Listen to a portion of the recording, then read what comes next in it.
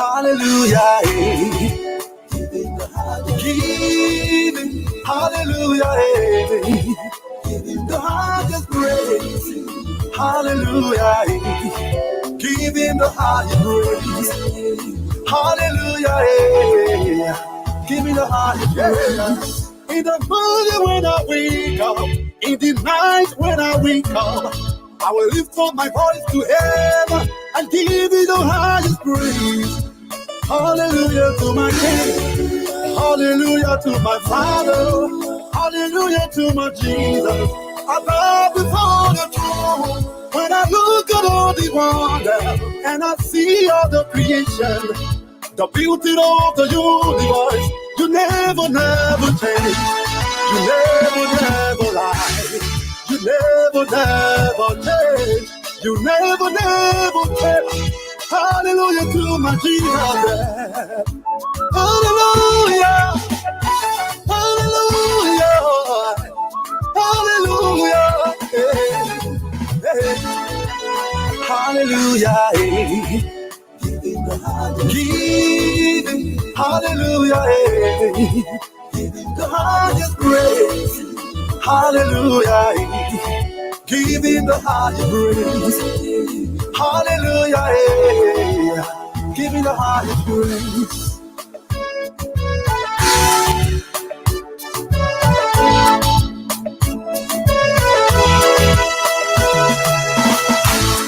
Hey, come let's pray, Jehovah. Come let's worship Jehovah.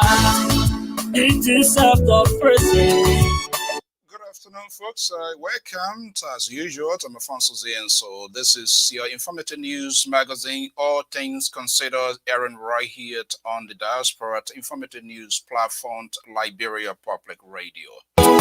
Because he came to life, come celebrate.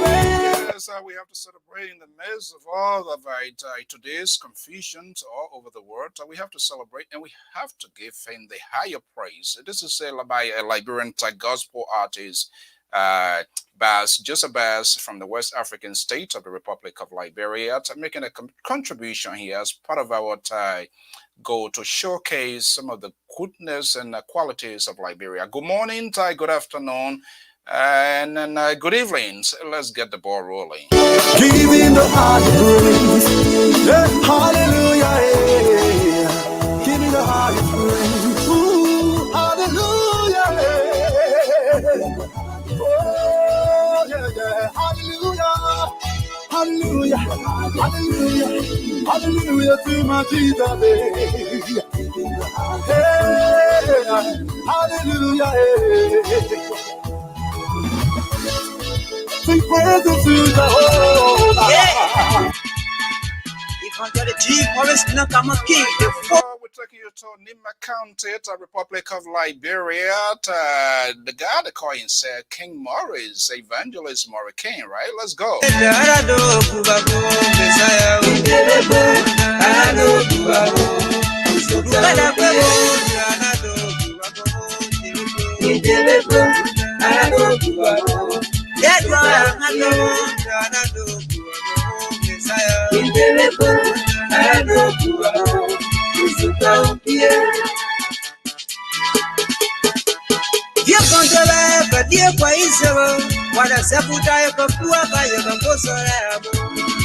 told you there's a goodness of Liberia. So why can't we talk about some of those things before? These people are making significant contribution to the growth of the country. Let's go. Nima County in the house this afternoon.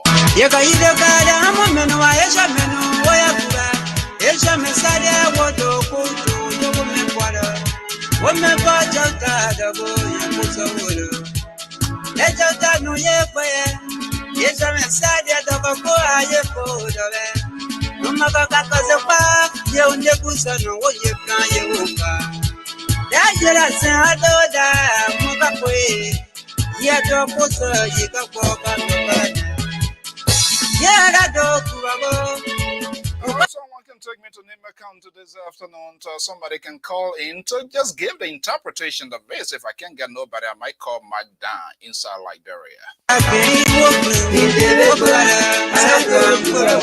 one thing I'm hearing so loud and clear is King David. And you know who King David is in the Holy Bible, right?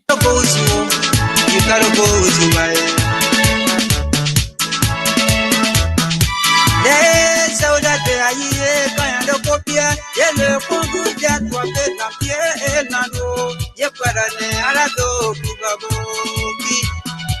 Gisarado, Kubabo,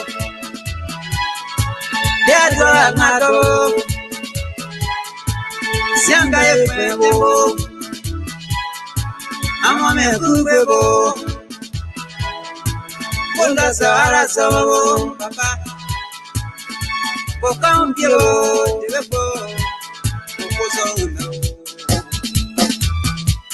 yeah,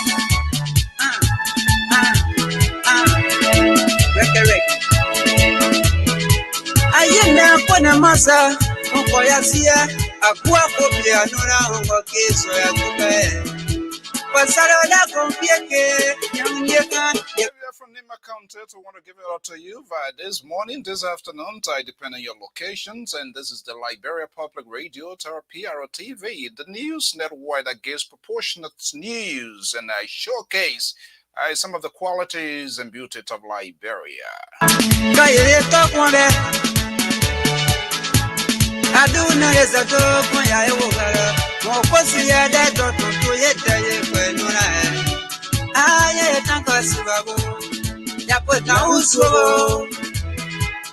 Mama kwate babo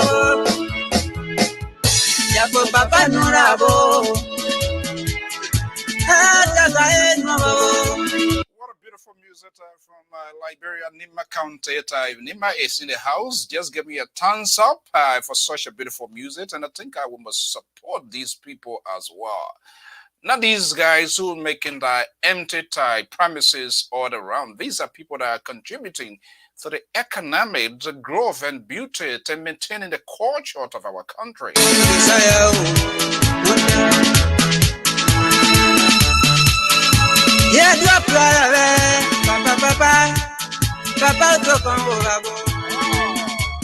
Somebody say I'm here. I believe Richard. Okay, here we go. I thought I want to walk, but no hands to run. That means I want to sing, but I can't sing. I don't want to spoil this guy good song.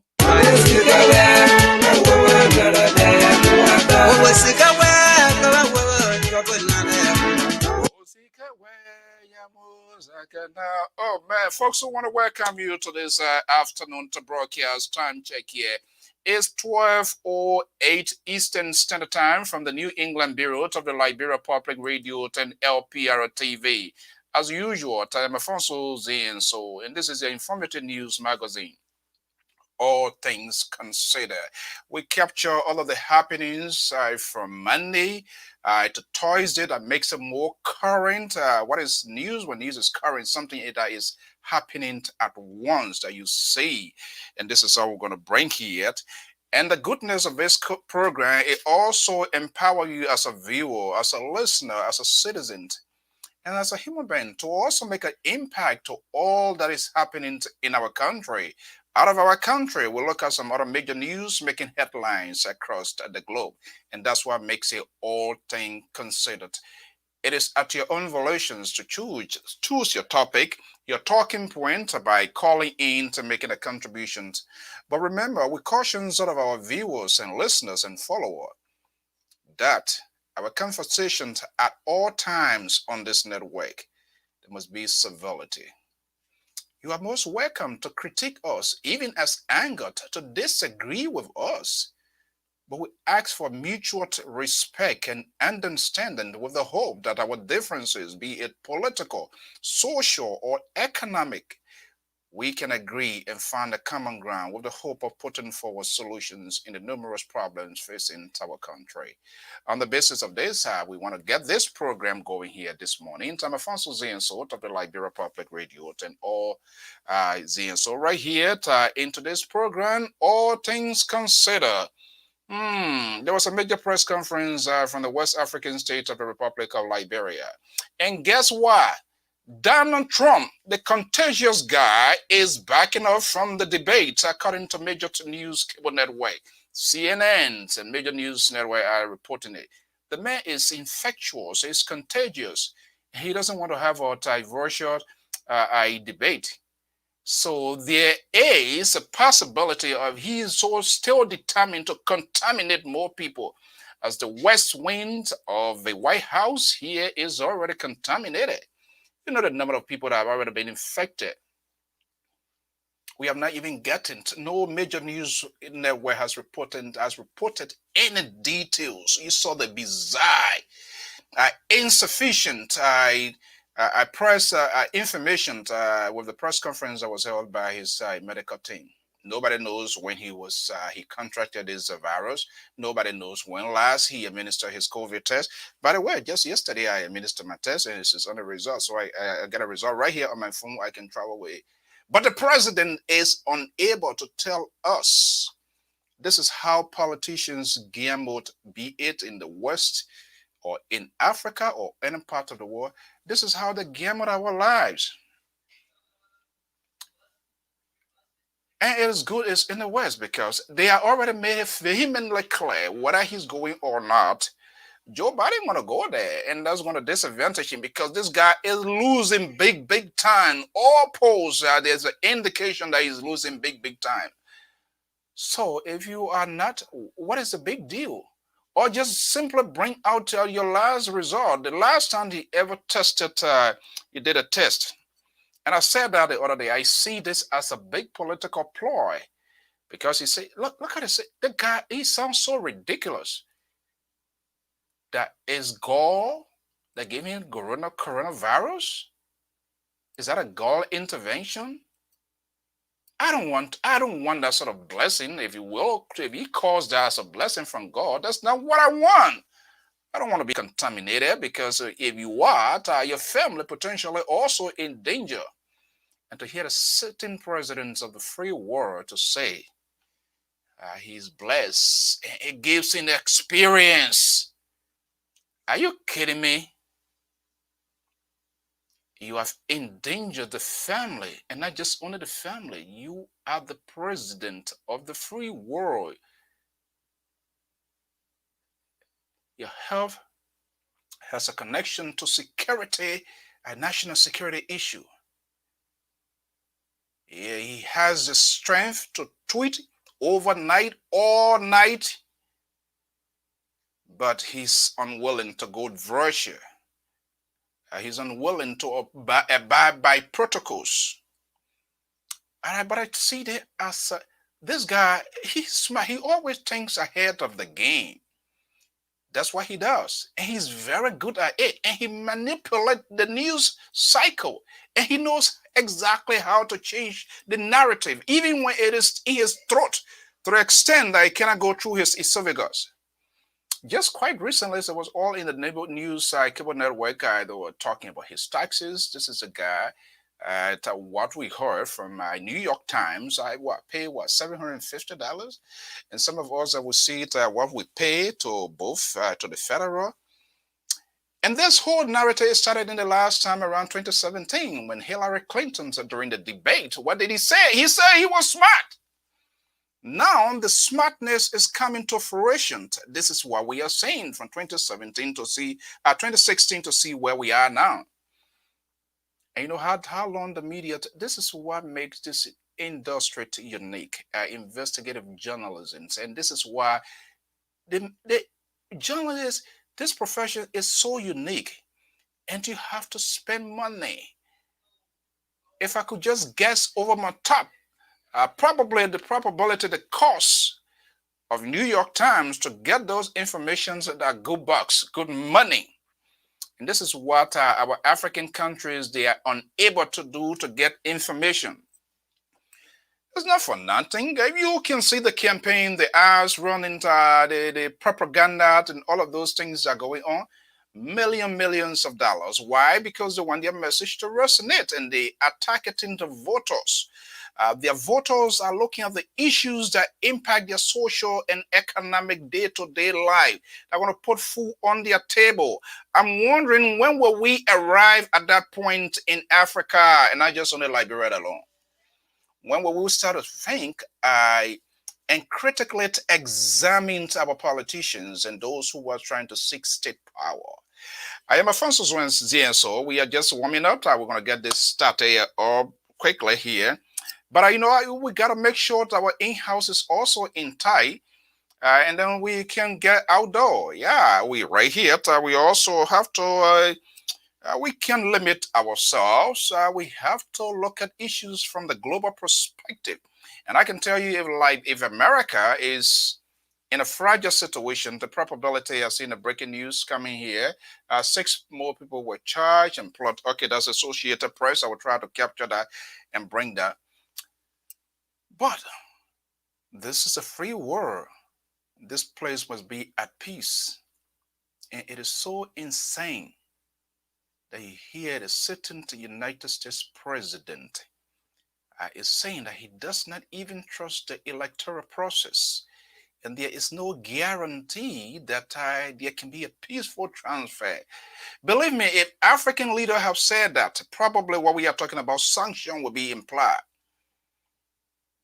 You see that? You see how dangerous it is when your hands are all shut and you want to run, people walk all over you.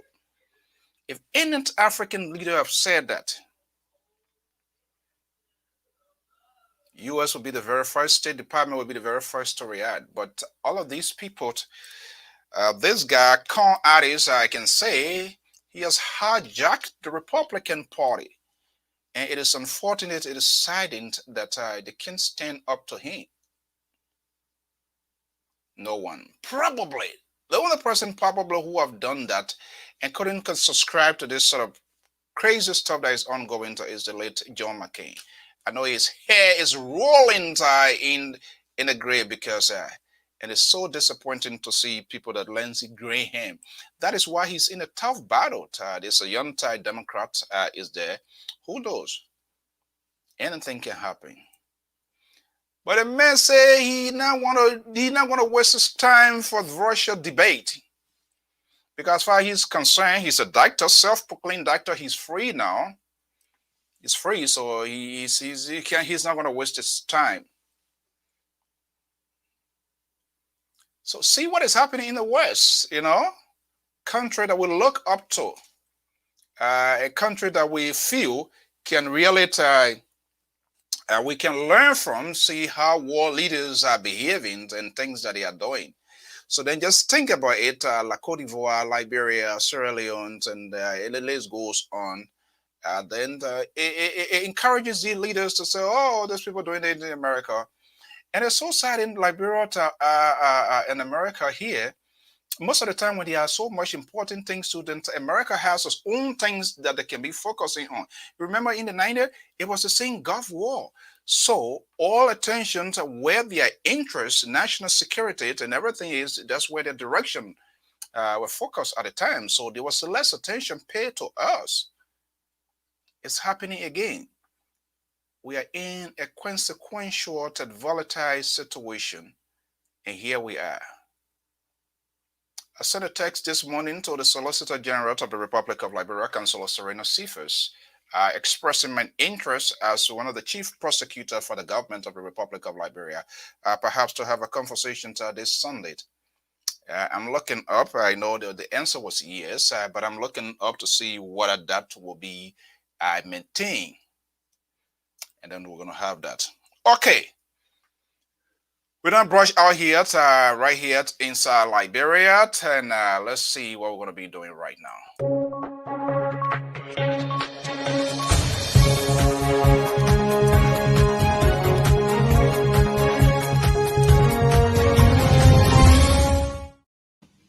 You want to be the divisiveness, the rampant corruption, that was what happened in the this increasing morning, wave of violence on peaceful Liberian citizens by well-funded CDC talks and state security actors paid without tax dollars cannot continue. Enough is enough. We can no longer sit back and allow this madness to continue unchecked. Our Constitution, under Article 17, clearly guarantees us the right to peaceably assemble in order to draw the movements and the government's attention to our disenchantment, our frustration, agony, pain, and suffering at the very hands of a government. If you didn't listen, that was a major press conference this morning by the group calling itself Council of Patriots. The Council of Patriots, Secretary General speaking to reporters this morning from Liberia. Let's get a sense of it to bring you up to speed. By the way, if you just didn't get it, and we're going to open our phone lines. We're going to see whether we can capture what the police chief said the other day regarding the death of those two LRA employees. Let's listen to the COP press conference in the West African state of the Republic of Liberia. That's so enough to protect us all. Today, we live in a CDC Liberia and not the Republic of Liberia.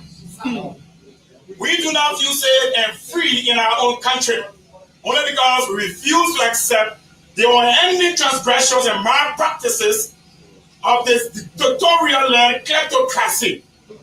Enough is enough.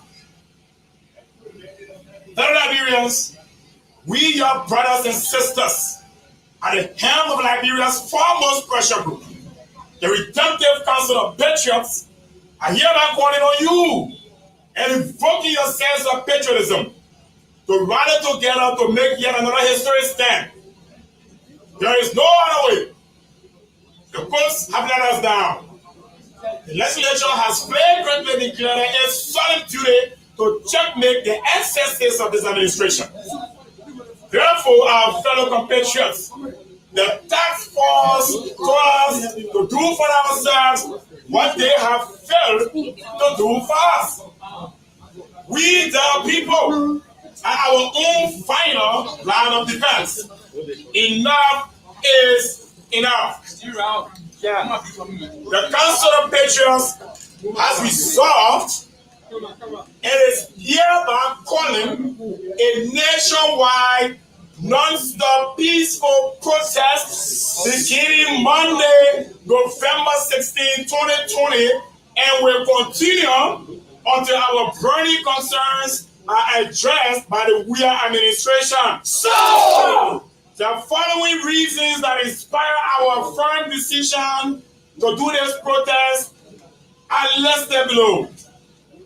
The unresolved $25 million mop-up scandal, the government's failure to pay health care workers and address their grave concerns, the fraudulent just enough voter roll update exercise and its implication on the pending senatorial elections, the wave of violence against peaceful citizens by CDC thugs and state security actors, the worsening economic crisis in the country and its accompanying hardship on the lives of Liberians with no mitigating efforts by the government, the unexplained failure of the much-heralded COVID-19 stimulus package, which I like to refer to for the purposes of this press conference, the criminal package, for which $50 million was borrowed from the IMF, the consistent abuse of our Constitution and disregard for the rule of law, the violation and abuse of our national budget law led by Finance Minister Samuel D. Toy, the increase by up to 100% or more in the cost of voice call and data services, thereby reducing access to these services by a vast majority of Liberians. And then finally, the recent grave disturbing scandal of government officials selling our passports and conferring upon anyone who can afford to pay our prestigious diplomatic portfolios on an industrial scale.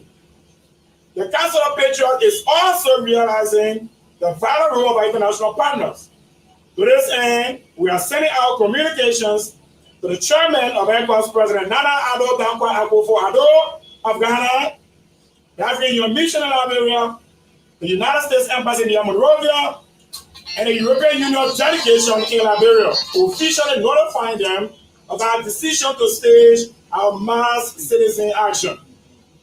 We will also officially write to the Minister of Justice, Councillor Frank Musabdin, requesting that it is consistent with law, security protection for our peaceful citizens who will be coming out at several locations across the country beginning November 16, 2020.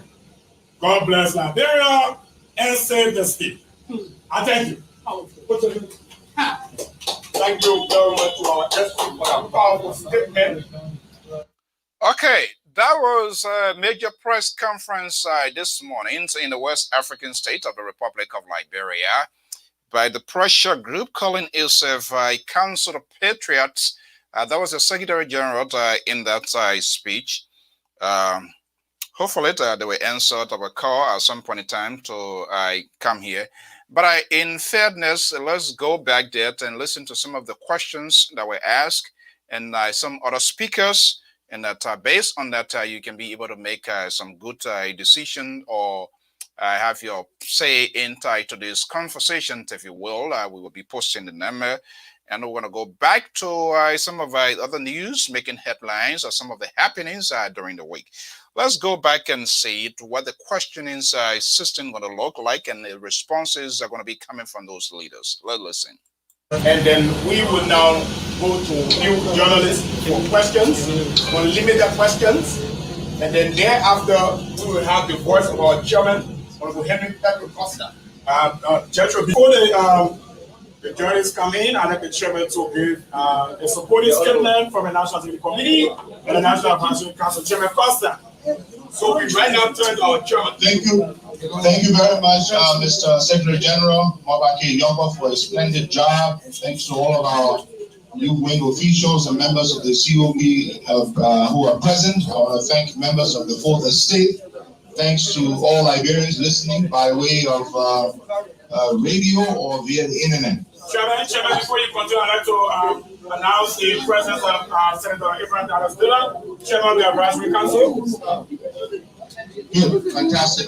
We're very glad to have Senator Dilla in the House. Fellow Liberians, you've heard what the Secretary General has read. It's a statement, it's a position that reflects the sentiments, the feelings, sentiments of agony, frustration, disappointment by the Liberian people and who are members of the Council of Patriots. All that I have to say as chairman is that the statement just read by the Secretary General by the National Area's foremost pressure group, the Council of Patriots, of which I have the pleasure and honor to serve as its chairman.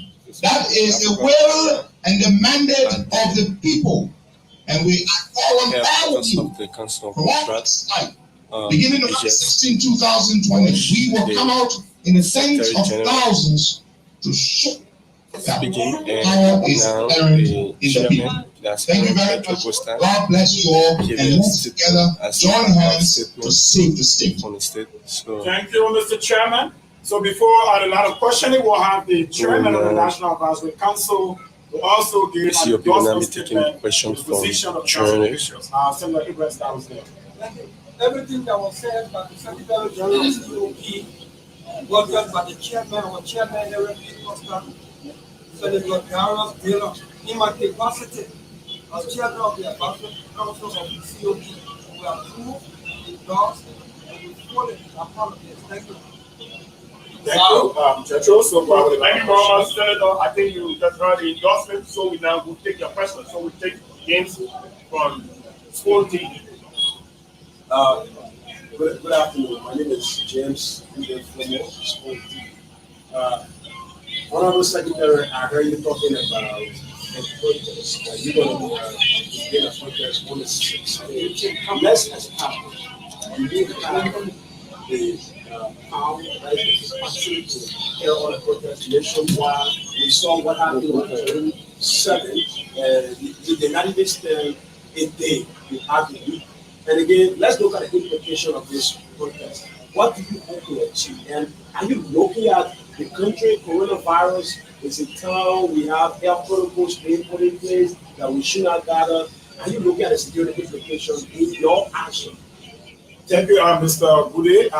Bude Fo, right? Good. What I can tell you is wait and see. Wait and see. The voice of the people is the voice of God. Voice populi, voice Dei. Wait and see what happens beginning November 16, 2020. That's all I can say for that. Thank you very much. Yeah. Next person. My name is Emmanuel Davis, and I do report from Fortune Television. My question goes to the Senator. Senator, you are a government official. Don't you look at it prudent enough to go to a round table and discuss some of these issues with your colleagues at the legislature instead of going to the street to protest? Look, let me be clear here. We're in a girl where those things where member of government or the legislature looks like a strange thing for joining the people. I'm a member of the government, elected member of the government. In America, lawmakers do join the people to protest where the system, where the very government refuses to listen to the people and refuses to fix the system for the people. And so, yes, you follow our record at the National Senate. For instance, the increase of the surcharge during this period, does it make sense? Have you not heard us people? Were you not around when we went into fury on the way the Lagrange legislature with particular reference to the National Senate? The way we passed a budget, big cap budget with no scrutiny, and everything that we said predicted is coming back to haunt us. Did you follow the Senate hearing yesterday? Have you not followed us in the National Senate talking about crime and violence, citing public officials from the executive, from the security sector, to come tell us why there's increase in crime and violence in this country, rape and all this stuff? Have you not followed what has been the role or the decision of the legislature? Of course, when the people who employ us with their vote are not pleased with the environment, and we who should create the environment for them, in majority are failing to do so, we will continue to join the people. And trust me, November 16th, like we did June 7th, like we did January 6th, July 16th. When you tell people to come out to protest, you should be one of the first person out there to inspire them to come out. We will be there. Thank you very much. Senator, we have to take you. Thank you very much. My name is Elijah P.S. and I report for Great Coast. Recently, Senator, you were at the Liberty Party Airport where you talked about the state security and Pakistan security. You talking about coming off and the protest. Do you going to provide your own security? Chapter 1, Article 1, the first chapter in the Constitution, the first article. All power is inherent in the people. Governments are instituted for their happiness, for their well-being, and whenever their safety, their benefit, happiness, so-called they can act into the law, and we are. Thank you very much. There's a lady who want people to come to you. Yeah, let's take you there. This is your room to come through. Please, your room. Thank you. God bless you. So I have two questions. The first one goes to Senator Darius. My name is Angel Morris, and I report for Sean. Well, the first question goes to Senator Darius. I was at the June 7th protest, and I provided one may say you always want to use protests to gain political population, and in as much as the December 8th much publicized senatorial election is coming, firstly, how can you react to this? Are you trying to use the Liberian people again to gain population for them to vote for you for December 8th? George, you have the big president because CDC and generally the Liberian people decided that and economic government film. So they vote that job we are as voters. If there's a people believe that against bad governance is the way of Okay, let's have a conversation. I guess most of you have listened to this. There was a conference today by the Council of Patriots. That's the most pressure group in Liberia. So they're going to be having a protest. We now know the timeline for the protest. I calling to then it's November 16, starting November 16. It's going to be sporadic. It's going to be spontaneous. What we are hearing now, it's going to be held throughout the length and breadth of the country. A lot of points we'll pick it up that enough is enough. The group outlines numerous problems that are confronting the country, Turkey's government. It goes back to their point. I remember in the last time around, during the 25 million mapping up exercise, the healthcare issue, and the more newest one to be added, the violence that is so ridiculous that is ongoing right now against ordinary citizens in the country. And talking about sore charges this morning because I received a listing. Not even listings according to the information, it's already been approved. Let me see here. Now, internet going to be a very expensive one to use. That I can tell you. It will be very, very, very expensive to use. Let me see here. I believe from my other mobile here, and I'm going to put it on here just to give you a sense of the new charges. And it appears all of the internet companies, the Cellcount or Lone Star or whatever, they are all in line. They are all in line with the new regulation. So it's quite interesting to see what's going to be happening. So I'm trying to see here. Let me find this here. I'm trying to see. It's quite interesting. So get ready for those. Okay. This is the new charges. Are you going to have like $2 for 600 meg, $2, $3 for 900. You have $5 for 1.5 gig, $10 for $2.09 gig for $10. You have $12 for 3.5 gig, $20 for 5.9 gig, $30 for an 8.8 gig, $35 for 10.2 gig, $50 for 15.6, and that's how you're gonna go. So for those, in the live streaming business, that's all. So these are some of the arguments the Council of Patriots are expressing. The only good thing that I know that there's a change in tone with respect to the last time around where they were talking about the president. Maybe they'll get the president down. That is not there, which is a good thing because it's on our constitution so you can example. But it should not be in the type of violence that has the propensity to create insecurity in the country. So with this one here, we're going to see, we are hearing they're going to be writing a letter. They will be informing the Ministry of Justice to provide security. That's the normal routine. And we're going to see what going to be the government's reactions. And there were some good questions asked this time around because there were some good questions asked to the facilitator.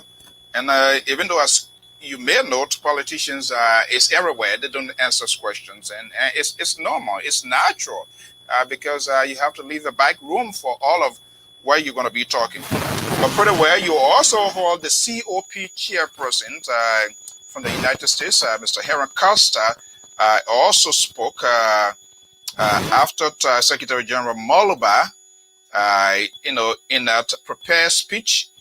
We hope somehow we'll get a copy of that speech as well. That would make it good for us to decide it, but you listen to the audio. And Senator Darius Dillon, the senator of Monrovia County, was in attendance. He endorsed it as the advisory committee chairperson for the COC. So it means it get the blessings of the hierarchy. So I surmise this was a discussion. It was held, and they arrived at this point. I remember a couple of days ago, was that yesterday? Yes, Mr. Alexander Cummings, also of the CPP, synonymous to COP in terms of the letter C and stuff like that. Also, in his session, I will try to see what I can play that as well, so you will hear it, that there will be a national rally. He did not give a definitive position, but I'm wondering here whether it's in line or is it in the concomitant with what COP say here today. And we have heard a lot of counter reactions in the past. The CDC folks, they are youth winged. They are not the security of the state. Let's get that cleared. But the other guy that crossed over, bent, they are saying that they're going to counteract anything that has the propensity or people who want to get in the street to protest. They will defend the Constitution. So I don't know what sort of power they have. And this speaks to the point of this malicious group. This malicious group under the wing of Youth League, Youth that, is a serious problem. And I don't know whether the government of Liberia does have the security or they have the capacity to provide security in the 15 political sub. I'm not sure they can even provide security for the capital itself. And this is why we're seeing all of these ridiculous things that are ongoing. And not to mention the 15 political subdivisions in where thousands of people will come out. We haven't heard anything yet from the government, not that I'm aware of, but perhaps the statement is out there, but not that I'm aware of, and I can speak to that. And we are hoping to also get a version, government's reaction as to how they're going to embrace it, what they're going to do, whether there will be a conversation held as to how this protest, the planned protest by COP, going to be conducted. These are many unanswered questions that we know. So is the COP protest with the CPP, the collaborative parties, would they be part of the process? It's hard to answer because we're yet to see the full establishment of the distinctions of the CPP and the COP, because most of those folks that are there, they are also part of executives of the CPP, of the four political parties. But I wouldn't be surprised because, the groups, they have been working together. They are part of the opposition. They are part of the CPP. They are COP, pressure group. It does happen. But the statement yesterday by Cummings, they're going to be a national rally. They also made their request. Is that something that we're going to be see happening? Or what do you think your government should do in terms of to embrace it, to work with the protester? And they are saying this time around, they're going to be a no turning back. It's going to be a spontaneous until their demands are met. So it means when it starts on the 16th of November, that's the timeline. When they get in the street, when they're having a peaceful protest, as been pronounced, they will ensure that their demands are met before leaving the street. So what happens if government say, okay, we're not doing this, what becomes the future of the senatorial elections, which is December 8th?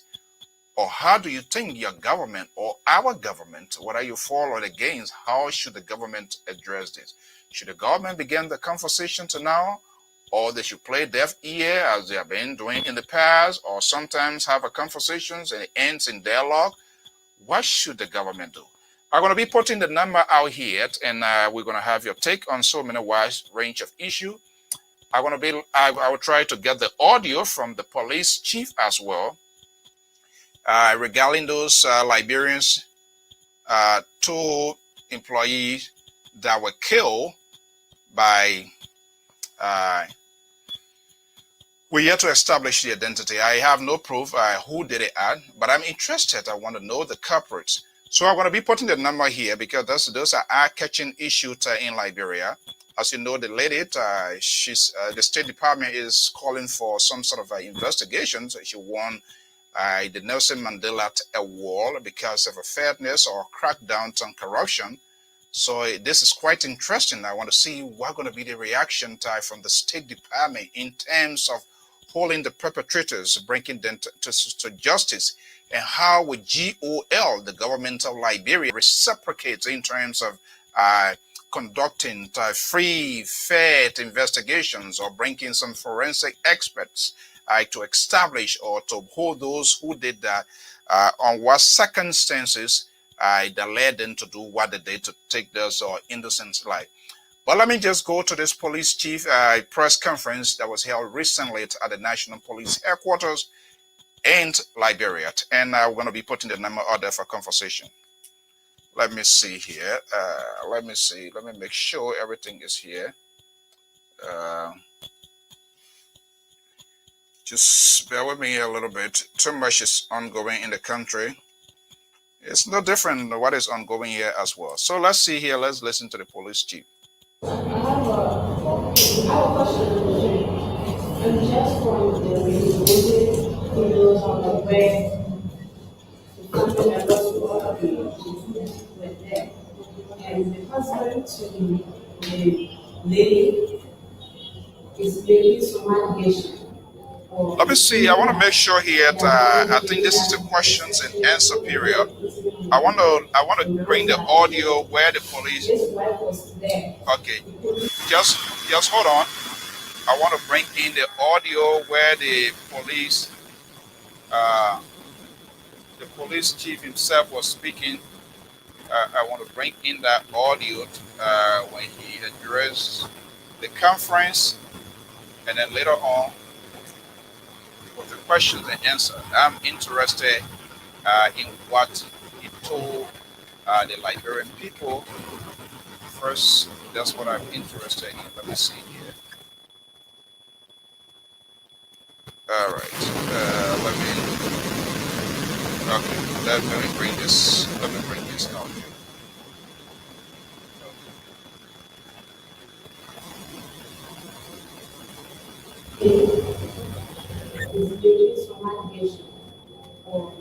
Let me see. I want to make sure.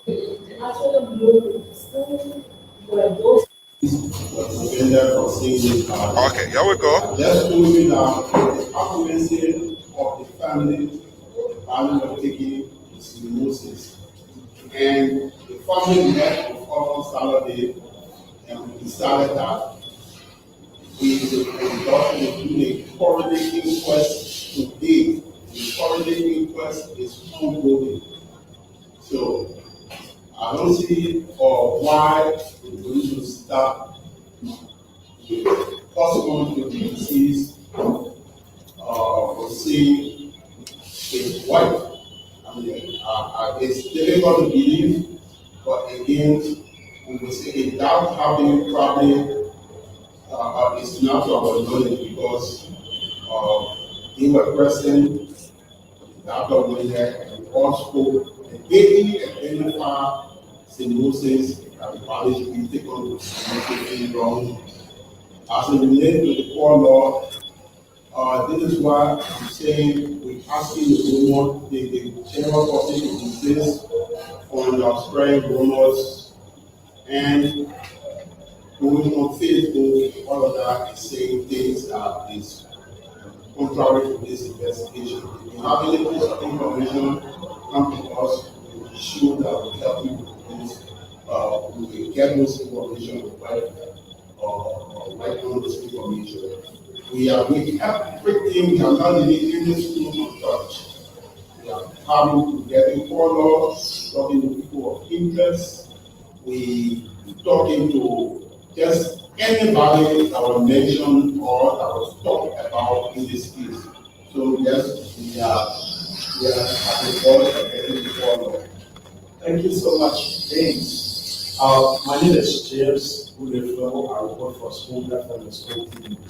Honorable RG I'm concerned. We have a couple of days or just a month plus to the national election, that is the senatorial election, and we see mysterious deaths taking place everywhere. What have the police done first to prevent these things from happening, or what are you doing? Then let's go to what happened. Is the police ready equipped to conduct this investigation? Because on several occasions we listen to you saying we are investigating. At the end of the day, some of these investigations we cannot get a real or end of it. Like the issue with the little boy from West and all of these things that took place the other day, we are going to get a full report from the Liberian National Police. What are the components when it comes to investigation like this? And as the National Police are the most powerful for protection, how prepared are you to provide security for the people ahead of the December 8th special senatorial elections? Thank you. Thank you, as a related to the election, we would like to call upon the general public, press, we are writing the press union. We inform them that we want to have a chit chat with them as it relates to the same electoral process. We are under obligation to talk to our people, political parties, leaders, youth leaders, our community leaders, including the press. We all have a stake to play in this election. We have to ensure that the election is void of violence. Violence is not the answer. We should not engage in violence. We should not engage the youth to be used in violent act. So, in a couple of days, we see family in the radio station, we see at the centers, or me and my team, we will all out to preach the gospel of peace, the gospel of non-violence to our people. We will ensure that this election will be violence-free. We have had another election that the LNP have conducted and went very well, and they're showing that this time around, this election will do very well. Look, we are in charge. The Liberian National Police is in charge, and we are warning all politicians. All politicians will be a violator of the law. You should stand fast and ensure that the conduct of the election should be very peaceful. Because if anybody go up there with the hope of prosecutors or people will go after you, if it's too us, will tear gas you. I'm saying it on camera, if it's too us, will tear gas you. The Liberian National Police have been very tolerant with its citizens. We have been very tolerant in enforcing. Right now, we will not sit for this one day to go backward. We ensure that the election will be conducted in a very peaceful atmosphere. We are not going to sit for one group of person or individual to derail the peace that we all yearn for. So we want to ensure that our men will be deployed. We will escort each of the party or police officers, whatever they are doing. We will be in conversation with them, will have a schedule, and whatsoever the party will be going to deploy the area to make sure that there will be no skirmishes or be no interaction with other parties. We always set a demarcation. I come to your question about the investigation proceeding the charge from West Point. We conducted the investigation and found that our officer were not held liable for what has happened in this job. So the family member said they were in disagreement with the police report. So what we did, we turned the case over to the surveillance complaint board of the Liberian National Police. The surveillance complaint board is comprising of members from the civil society, justice ministry, the human rights, and also the bar association, and the vote is being headed by Councillor Theodore Bondo. So we are waiting for them to completed the investigation and take all the findings. I'm sure positively show the following weekend they will present such findings to us and we'll get back to the public to ensure that the public know what is unfolding Look, this administration will not see any police officer who engage in any act of violence. Any of our officers are engaging out of violence, definitely will go after you, will make sure you're not taking school. Like there's an incident that occurred in Korea, where people were lying on our officer. I can show you before the weekend, we'll come up with a press release on the action taken against the officer. We are not going to condone any act of violence from our officer, and we will not condone any act of violence from the public. So we can rest assured that we are prepared, we are set, we are ready to maintain the peace. Okay, so yes, just one final question. Honorable RG, thank you very much, and I think you said all and everybody will to listen. But let's go to what you talked about, deploying manpower to where politicians will be along with their supporters. Of recent, you have been described as CDC police. That is, you only there to protect the government or the government supporters. And I have not been seeing you ready to giving your manpower to opposition politicians when they are here on their rally, like the likes of Taylor and others. What are you doing to put these mechanisms in place? Look, the Liberia National Police is for the people. When you have Jerusalem, I assure you didn't get people from Mars or Pluto to come down to police that march. There was opposition march. We had another march with thousands of people, and that march with all one incident. You should be standing here to hear the Liberia National Police. There is never a time that the opposition had a rally or so and call upon the Liberia National Police that we not go there to present or to cover the area. Whenever there is event that we are aware of, we usually move them to cover those places. But people have the tendency of just going into area when official break up, then they start calling our national police. So this time around, we are working with the election commission, we are working with one of the political parties and independent candidates to ensure that if we even want to take a walk to West Point, because we'll have officers assigned to follow the candidate, if we take a walk to West Point, they will inform us to say, no, we're taking a walk to West Point. So we make sure that we will have officers deployed to West Point, so nobody should not enter the candidate that is moving to that particular point. So to come up and say that we're not giving opposition protection, I think that's a fallacy, and that's a misrepresentation of the Liberia National Police. If the Liberia National Police was not in the best interest of all of us, say, I can assure you by now will be the total anarchy. It's because of the Liberia National Police we're working freely today. Thank you. So let's take you, and then we have like 2 more questions. Thank you very much. My name is Elijah Biesman. Prior to the death of the 2 persons on the broad street, there were issues of ticket from the MCC local for the parking of car. And the Liberia National Police being able to investigate who issued the ticket prior to the death of these 2 persons. Thank you very much. That's a very good question. I told you we are investigating everybody, including, I think when you report, the web said that the customer was winning the bank, including we spoke to people from the bank, we spoke to the car parking ticket attendant, we spoke to him, and we are pulling all of the process together. And showing in the shortest possible time, we'll come up with something for the public. But we are informing you that everybody that is named to the case that was mentioned or have, even the security to where the car was parking, there's no security that went right in that area, we even spoke with the security. So we are talking to everybody. Thank you. Thank you. Yes. Thank you. My name is Nebaji Robo. I write for News Public Justice. My concerns have to do with the person that drove the car from Cranston to JFK. And crime investigation showed that car should have been told for tow truck to JFK, but when it was driven by officers or who are related. Do you think that you were right for investigation will not get established?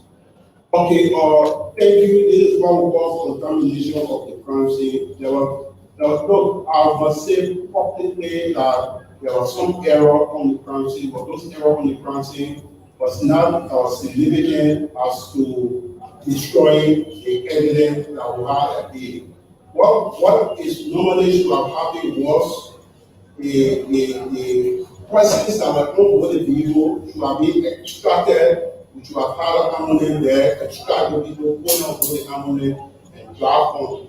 But again, we had a lot of persons there. No, we respect the dignity of everybody. There were a lot of people there with gadgets, and they had a gadget room. People wanted to report and all of that. So looking at the aspect of taking the back, they taking those people out of the car that were not conscious, we deem it necessary that what we could do, let the gentleman compose the vehicle and someone drive the vehicle to the next point. The thing here is we don't want them, we didn't want the investigation to appear in the public openly like that. So there's a reason why we drove the vehicle to the JFK so as to ensure that no people are being attended to. But on the normal circumstances, they should have been taken from the car, placed in the ambulance to be taken to the hospital. So will there be any fingerprint on the two vehicles because Solana or huge man and the actually drove the car to the crime scene? So what are the fingerprint on those vehicles? Well, if you like say it was rumor and led that he used drove the car on the crime scene. So this is why we putting all this crime, this particular part in the general public that if you have any information to assist the police, we are hoping will protect you and will ensure that whatsoever you will give up will be treated with lack of confidentiality. We will make sure that you treat your information as such. Or that which you talk about, using driving vehicle, all of bringing the vehicle, parking it, walking away. I mean, we all of that. We are working on it. We are not leaving any stone untouched. More information are being assessed, and we are assessing that information. But trust me, if the information is credible, we will hear from you in a very short possible time. Okay, so we'll take a final question now. Yeah, all IG journalism. At the beginning, a workshop on murder, stepfather, and then the individual in question was I don't know whether you have that information. We told you. Okay, we are aware of the circumstances. The child gone missing. The child gone missing and informed the legal body of the child. But we are still conducting investigation of forensic team went there and we are investigating. We cannot come over here to tell you that the child was killed by the parents, but we are going to do the child was missing and they don't want to find the child. Okay, so thank you so much again. Like I said initially. Okay. There you have it. That's the police chief, Mr. Patrick, Director Patrick Sudu, in a major conference this week in Liberia on a wide range of issues, especially surrounding the demise of those two employees at the Liberia Revenue Authority, and the little one just added. But this is just unbelievable. I think there was a comment here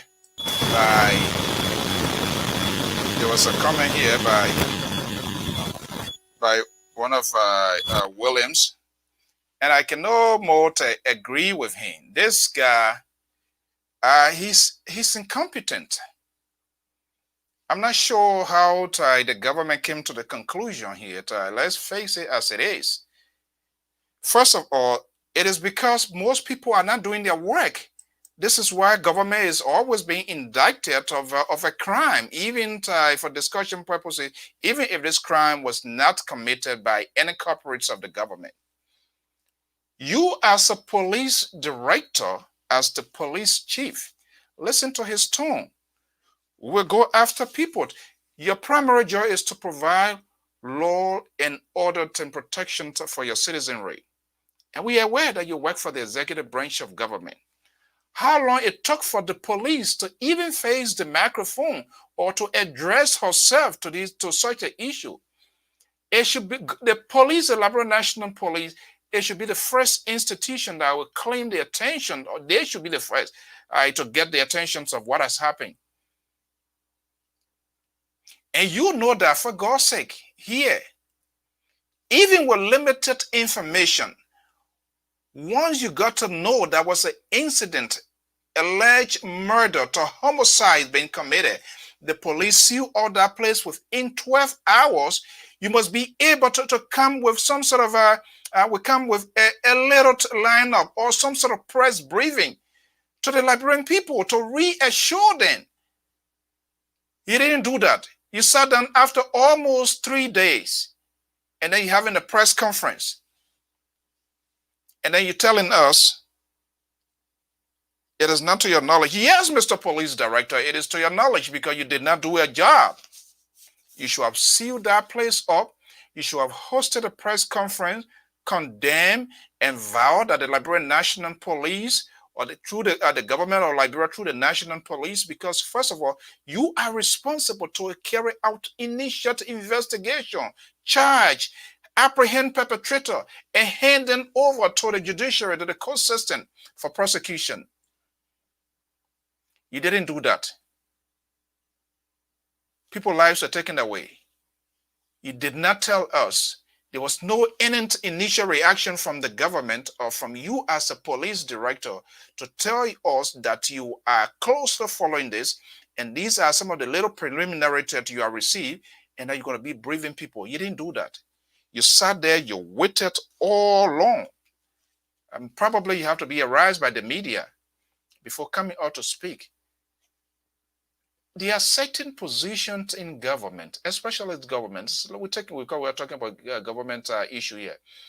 Folks, there are certain positions in government, and there are certain people supposed to occupy those positions.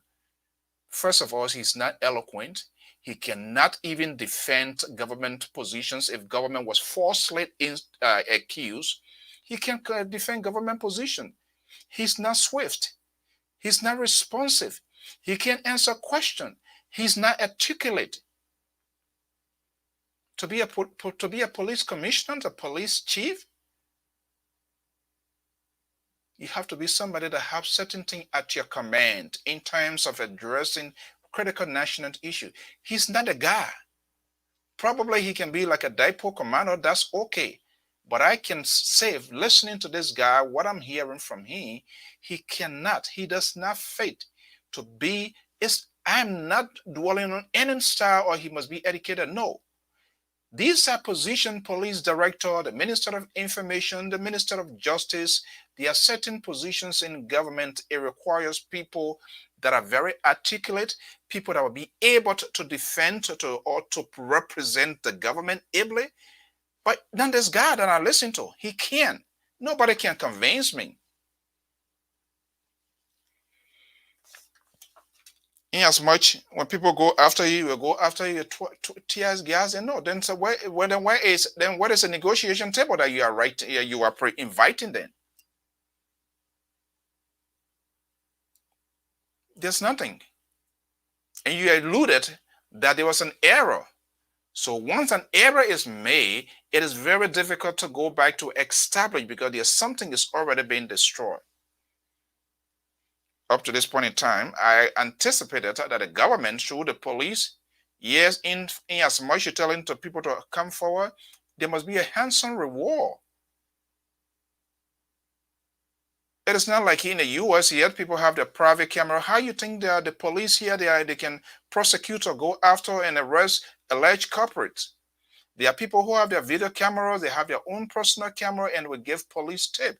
But if there is no good relationship with the police community, and that is the civilian, it makes it very difficult for you to even get up, the information that you need, because they seem not to trust you, and the trust comes based on things that you speak out, things that you say. But I saw that thing happen that day. These are people, besides them even working for national government, they are citizens of the country. And nobody should forcibly take other people's life for whatever reason they might have. It is unacceptable. within the 12 or 12 hours or plus, the police should have hosted a press conference to give preliminary so far what they know and to reassure the public that the police is going to do everything possible. It was more than 72 hours, Mr. Police Director. So you are not on top of anything. You are behind. We are bringing you up to speed instead of you bringing us up to speed. When there's an incident in a local area here, I had to make this sort of comparison, but we profess to be like a smart America, and so we must adapt the system. And the American government has invested a lot to train these people. The Interpol, that's why they have the Interpol relationship in training our paramilitary personnel.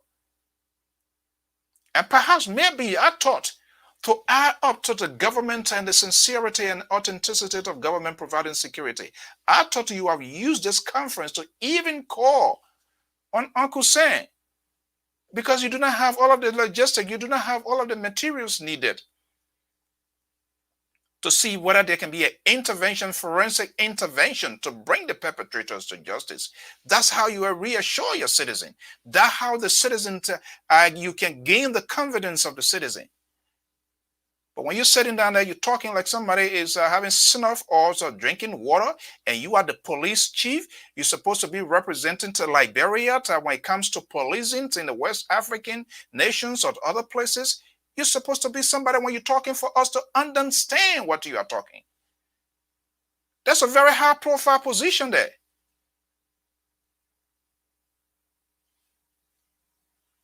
Yes, you should be watching some of these things here.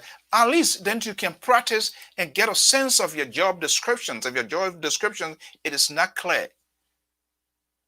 By the time you hear trouble here within the twinkle of an eye, less than an hour, there will be a hastily arranged conference. And the reason for that is for the police to gain the confidence of the very citizens. That's your job, to protect the citizenry. I'm not saying when a citizen is doing something bad, you should protect them. That's not what I'm saying.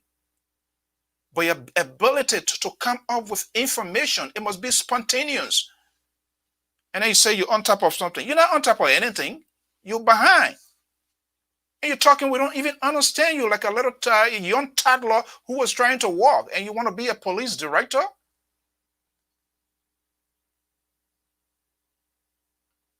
So it is because of you guys, the way you conduct yourself, or probably you don't know your job descriptions, or whatever reason it is, you make the government to be pictured badly to the ordinary people out there.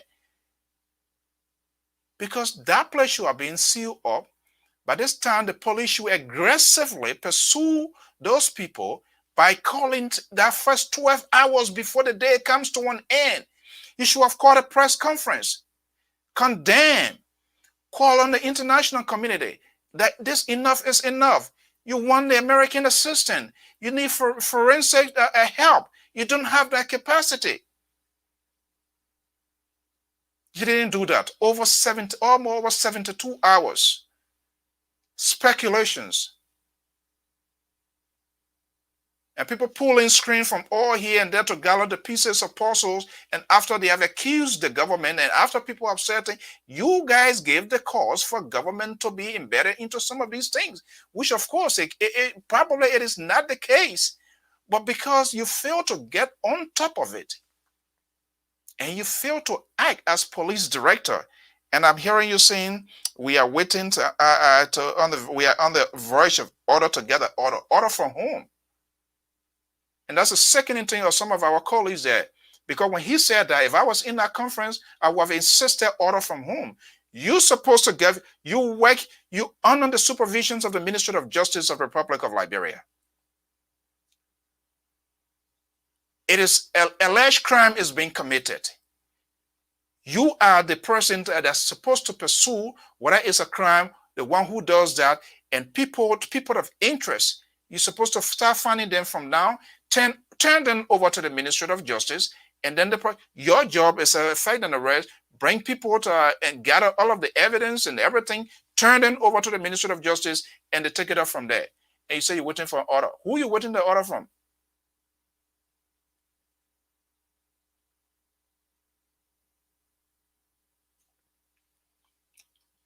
So you guys, for whatever reason, you are not doing the government good. And probably there are two things that will come to mind because you're just unable to, incompetent to get the job done. Probably that's the only probability. And I can easily make that guess. Listen to this sort of press conference. Listen to what you are saying. First of all, you're not articulate. You're not convincing. You can't answer questions. I don't see you as the guy who can to represent the Liberian National Police at the highest level, based on what I've just heard from you. That's my opinion. I could be wrong. But your inability to get on top of the game to adequately or to come forth with information to address. Now you say it, nobody can imagine that, because they accused the police. The guy said that they accused the police of the husband not saying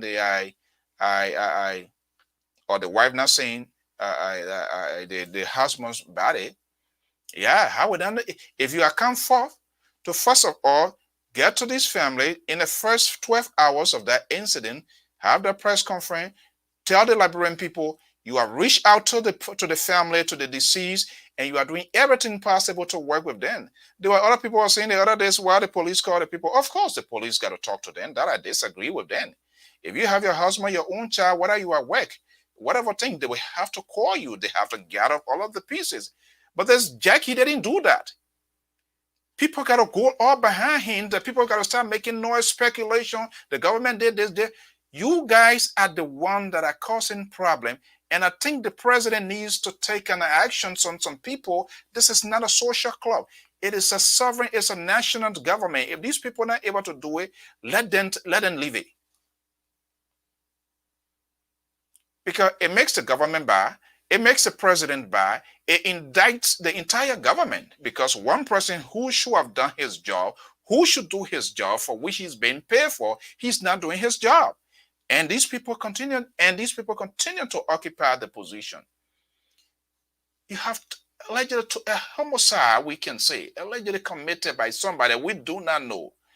You are the only person that have the arm. You are the only person that have the authority to go after to find those culprits.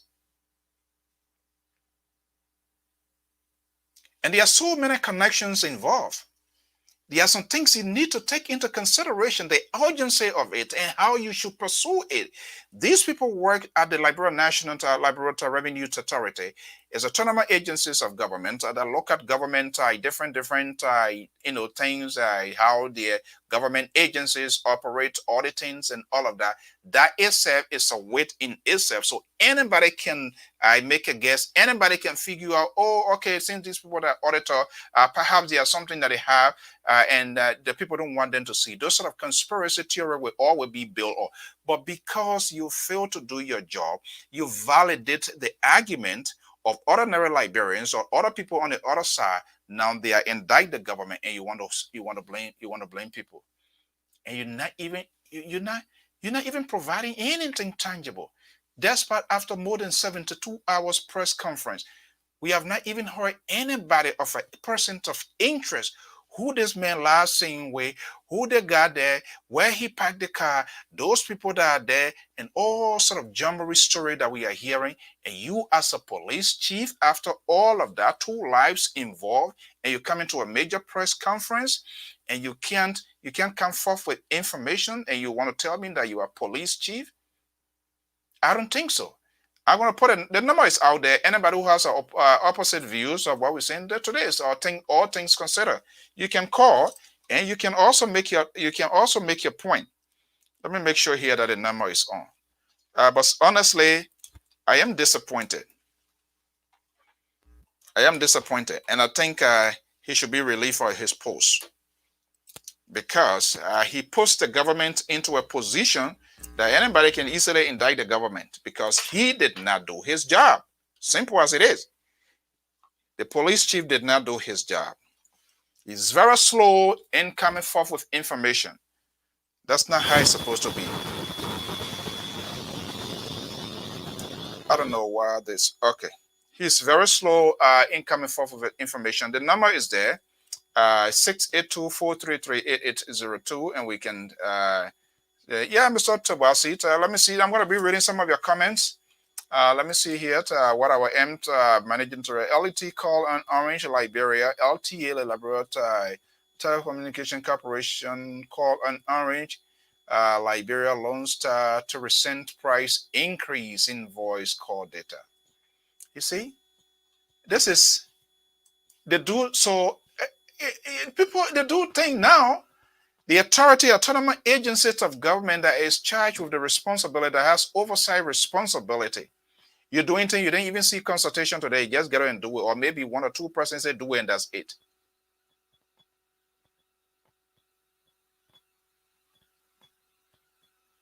Now they are asking you now to tone it down, to cut it off. So what are you going to do now? Nobody, no any patriotic citizen will hate their government for whatever reason, even if you do not even like the person. And this is the sort of conversations we try to maintain at all times here. We take it from a nationalistic perspective. All right? In as much you have a cuckoo hair like Donald Trump here, who is a president, people don't disagree with him, but he is the president of the Republic of the USA, so they accept him. So I disagree with people. Some people, their tone, their language as to how they communicate. The president of Liberia is the president of Liberia. And the reason we are holding him responsible because some of these positions are appointed positions. They are under the supervision of the executive branch of government. But if you have if you have these people, what are they thinking? If you have these people to be doing this stuff and we not see anybody talking, nobody holding them responsible, then it's just disturbing. Let me pick up this number. Hello? Yes, how are you, Mr. Soul? I'm good. How are you this afternoon? What's your name and where are you calling from? My name is Bonnie. I'm calling from New York City. Okay, from New York City. Yes. Okay, so what's going on? How is everything in New York that we are hearing? This ugly thing is kind of giving it's getting out of hand again. Yeah, due to the weather, one, and also people activities. You know, there were a lot of new cases building up. Some schools had to close, but these are under control for the most part. We are good. Okay, what I can tell you, just do yourself a favor, keep yourself safe, take all protocol, observe all protocols for your good, for yourself, for your family, and the rest. Okay, so thank you. I guess you were listening to my money law, Mr. Tobasi. Hold on. So let's see here. You don't have to go with my talking point, but you as a librarian, you have the right to see things that really get your attention during the week in Liberia. What are you considering? Oh, thank you so much for bringing me on.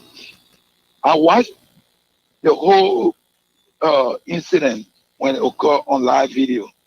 You know, from there to where we are today, as I could see the incompetence in the police director, and a lot of people that are in the security sector. I'm not a security personnel. I live in America. I watch crime shows and other things. But I can tell you, the Jordan guy did over there.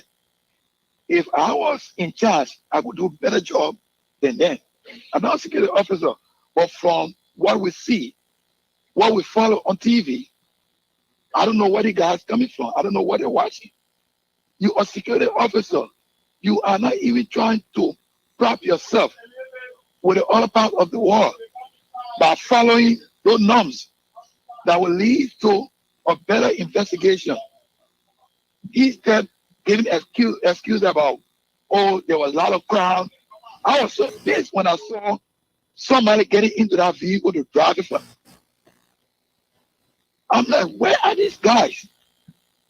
What part of the planet? What planet are they coming from doing this kind of thing? You know, and like you said, I agree with you 100%. This police director is incompetent. I think he needs to go. He needs to go. You cannot tell, oh, after I'm a supporter of this government, let me be frank with you, but after 72 hours, that today you're going to come up to have a press conference? What kind of intelligence or security or movie or show that you watch as a police officer to acquaint yourself with the prevailing conditions around the world? I don't think the guy do these things. All they do is go to work, sign paper, get paid, go around the street, get a lot of girlfriends. And these are the people that are messing up their job with our government. He needs to get some of the guys out. And we all are saying it. Some of us support this government. Some of the guys need to go. That man is not competent. He's not competent. He couldn't even answer a fitting question from the journalist. He couldn't even, like he said, he could make a request, an appeal to the international community, to the European Union, to the U.S. government, that we need help to solve this problem in our society. He didn't do any of that. And then he just all over the place, flip-flopping. Nothing. We understood for that press conference. It was just a waste of time, you know. So people in the opposition got a right to speak out. They got a right to go after the government. If you got one official that's supposed to do their job, they refuse to do their job the right way, so the blame will go on everybody. The president should take the blame because he's the one that appointed this guy. This guy needs to go. He needs to go. He needs to be some kind of commander. I don't think he should be a police director. He can't even. I don't see him fit. From what I'm saying, I don't think he's see him supposed to be a fit as a police director. commander because I'm you so make him commander, pissed. it would be the Because problem. this is not about it's not about CDC or opposition. This is about life. It could be me. It could be my brother. It could be my sister tomorrow. I will need answer.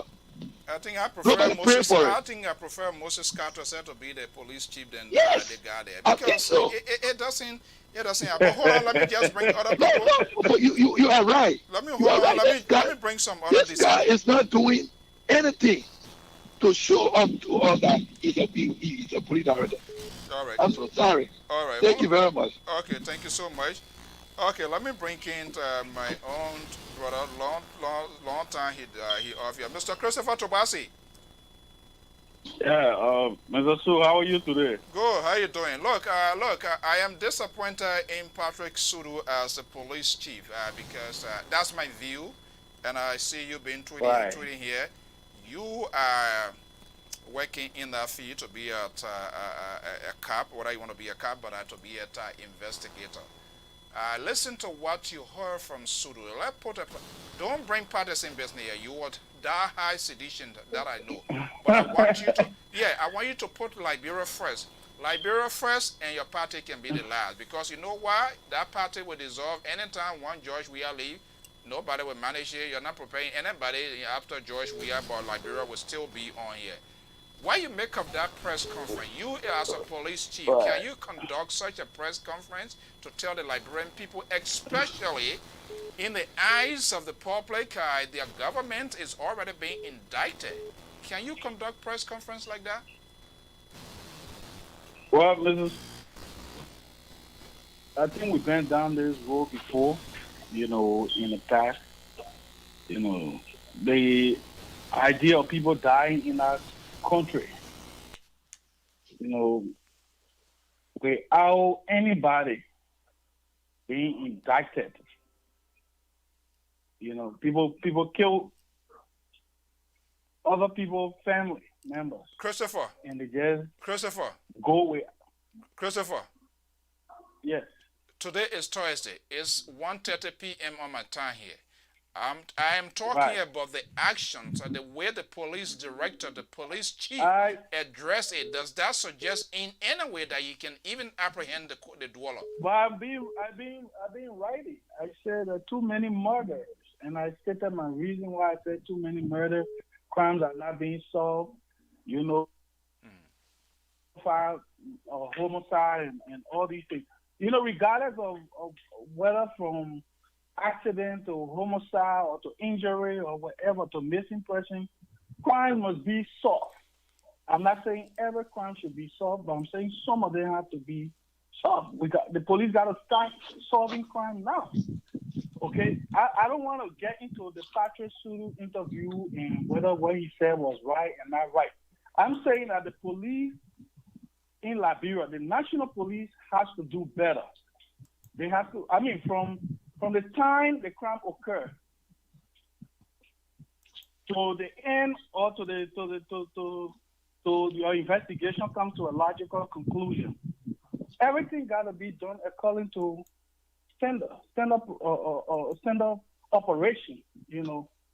And I'm seeing, look, on Mr. Sue, when something like this happens, when homicide takes place, first of all, you have to, I mean, going back to securing the crime scene and all these things. And I mean, there were so many errors. I've seen so many errors already, you know, from the crime scene, from securing the crime scene, from people, you know, so that it doesn't get contaminated.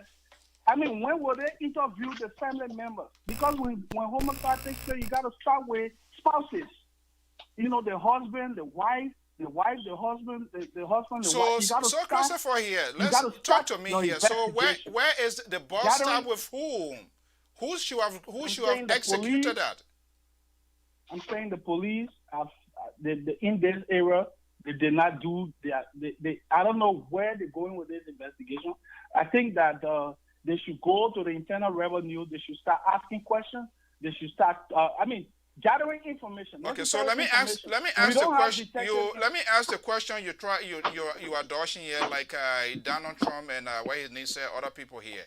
Do you think this guy here, Patrick Sudu, for God's sake, listen to what you listen to from this press conference here? Do you think Patrick Sudu can represent my country, can represent your country as a police chief? It's a serious problem here. This guy here that is talking like a little young baby. I think the government of Liberia, especially the police of Liberia, have received extensive training. You know, they have gone to foreign countries. They have even come to America here. They are trained a lot. So when it comes to experience, I think we got a lot of good police officers over there. Even though we have a lot of officers who are honor trained, you know, lower level officers, but we got a lot of good trained officers over there. But I'm saying that crime should be investigated properly. Crime should be stopped. Crime should be solved. Homicide should be solved. People should not just die. You know, but how will it be solved when you have an incompetent person who cannot even talk to the Liberian people, who can't even address anything? Then how does he go about to solve the problem, to even come to a full conclusion? I don't want to use the word incompetent. That's for you as a journalist to use. That's for other people to use. For me, as a man who's trying to be professional person, I don't think I want to use. Okay, find me a word. Find a replaceable word for me before I go to the next person. Yeah, my recommendation to the chief is that they should put men out there canvassing, send police out there into the neighborhood, go from door to door, street to street, ask questions. Somebody saw something. Somebody will say something. I don't like the way you're behaving. I don't like the way you're behaving this afternoon, and I don't want to, because you're not answering my question. You are taking a partisan. You are taking a partisan line. Honorable Sue, look, I've been talking on the. No, don't call me honorable. Don't call me. I'm not honorable. Look at my post. Even sedition, I'm not commented. I even said, I said too many murders. If you read, let me go back to the. So let me ask you here before I go to the next person here. Looking at this here, he represents your party. Maybe you put in the interest of the party first, and that's not what I put in here. Do you think? Do you want the president? Do you want the president to maintain this guy as police chief for our country?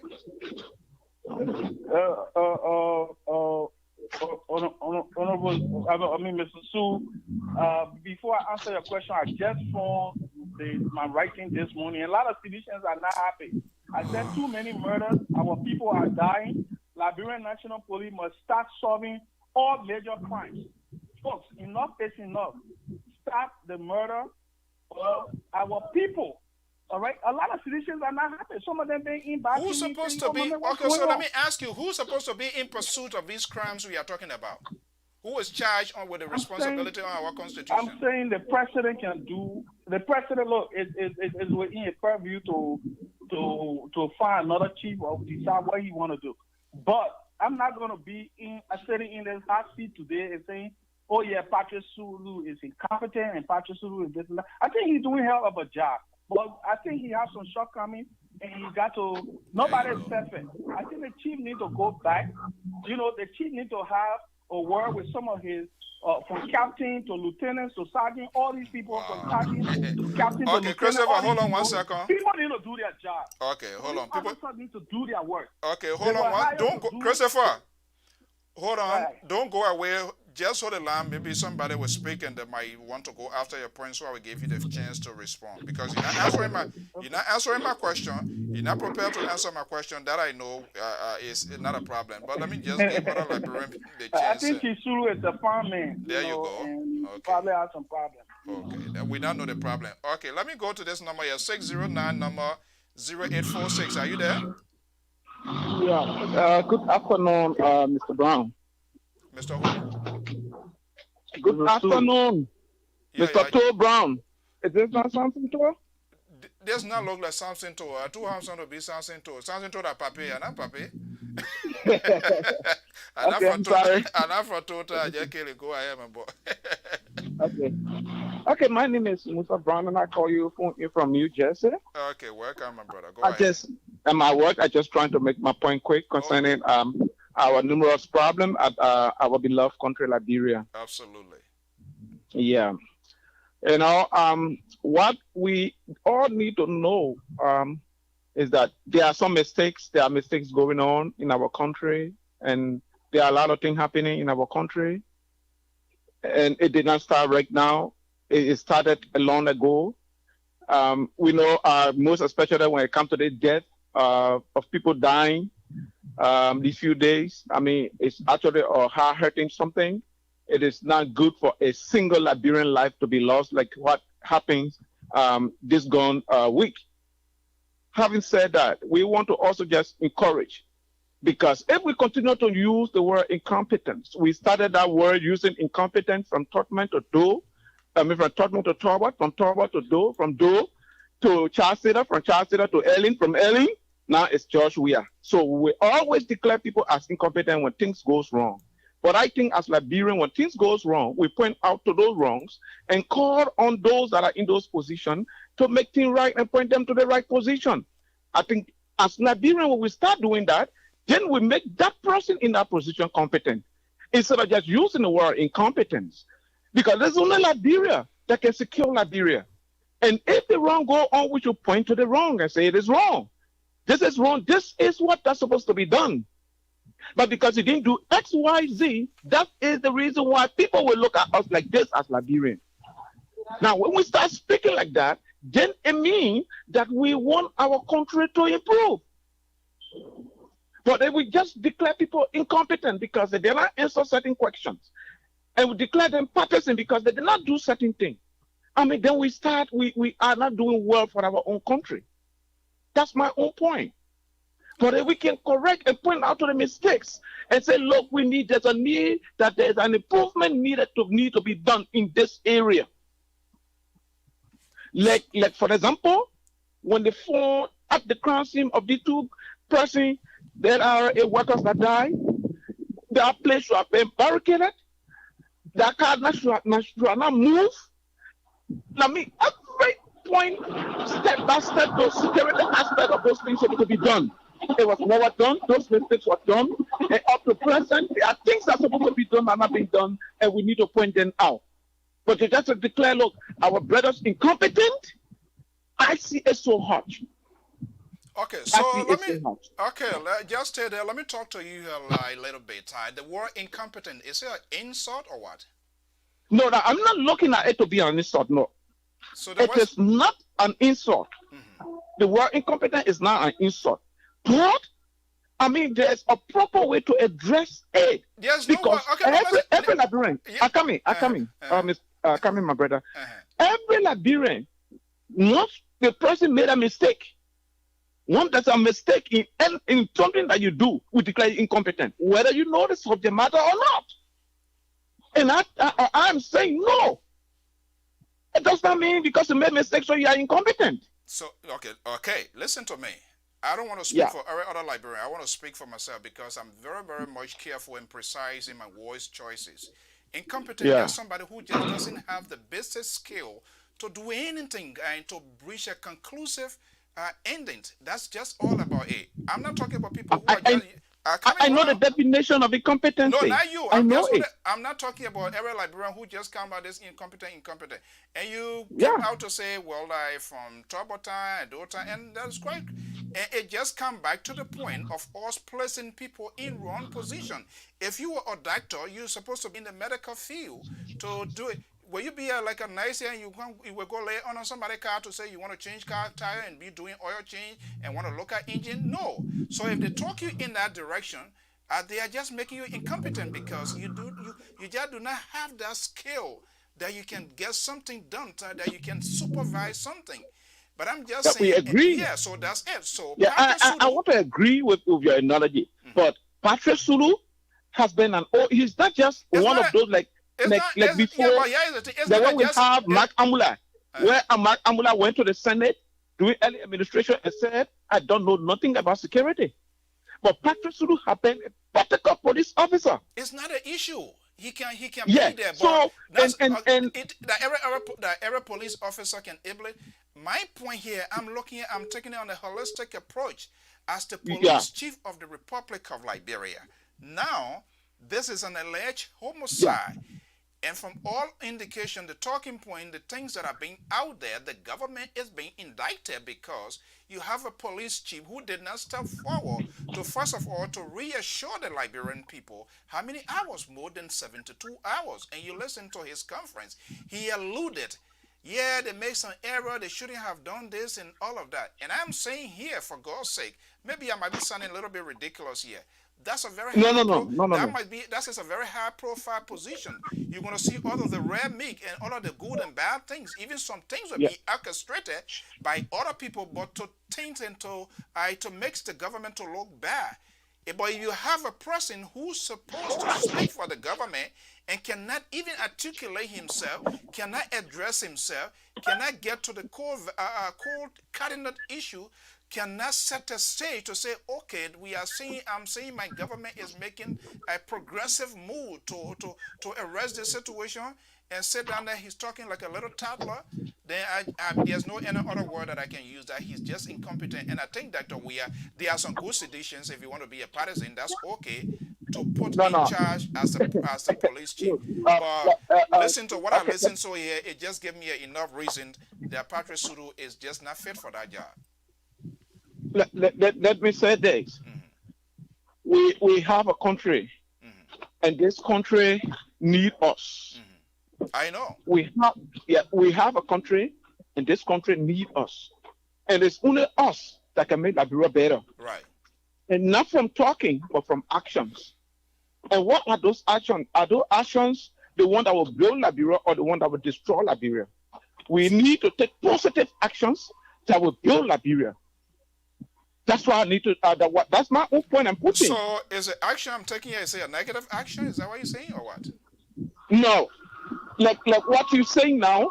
You are pointing to the fight that because of what happened, the things that Patrick Sulu as a police chief should have secured in Liberia, he did not do, that have caused that seems to be that he does not able this job. You see? So then why are you saying that's the point? What are you defending? I think this is a nationalistic approach. I want the best. I said, what are you defending? I want the best out of my country. I'm not a person to badmouth my government. I want all government to succeed, and I want to make an authentic recommendation to national government. If they are not doing it right, I don't feel good when I hear out there and people talking, oh, this government is this government is this. I'm taking a bigger approach as a Liberian, and I want my country to succeed, because when the government is doing well, I too will be doing well. If the government is not doing well, pressure is being mounted on me here. People want me to send money. People want me to do this. People want me to do that. I do not sleep. When I see people killing people, like yesterday again, a 27-year-old grown man raped a 7-year-old girl. There were 3 girls. And now, tell me, when you hear those things as a Liberian, who are you going to blame?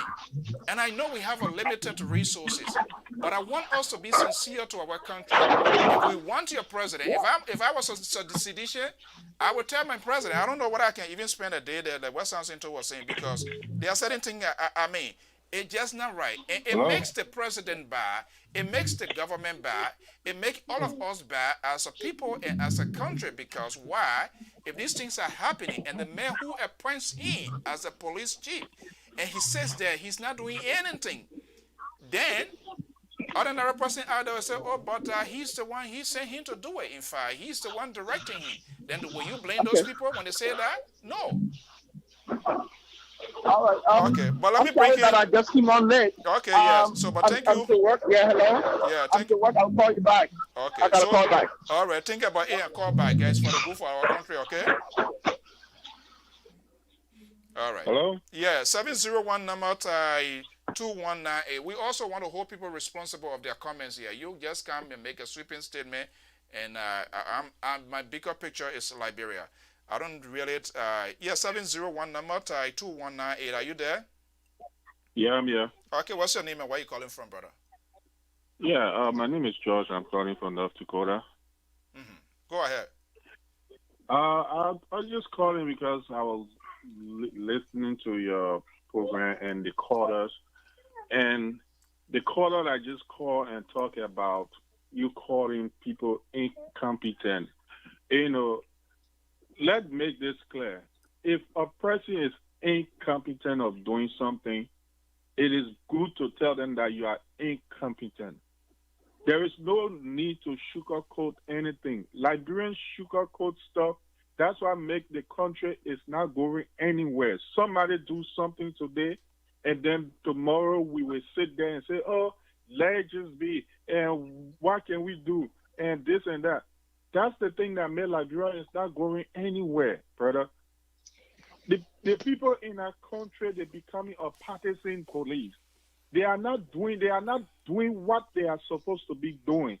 You get a crime scene, you go and contaminate the crime scene by your own officer. You even doing proper investigation. First of all, you should have brought a tow truck to tow that car from over there. No one should have driven that car.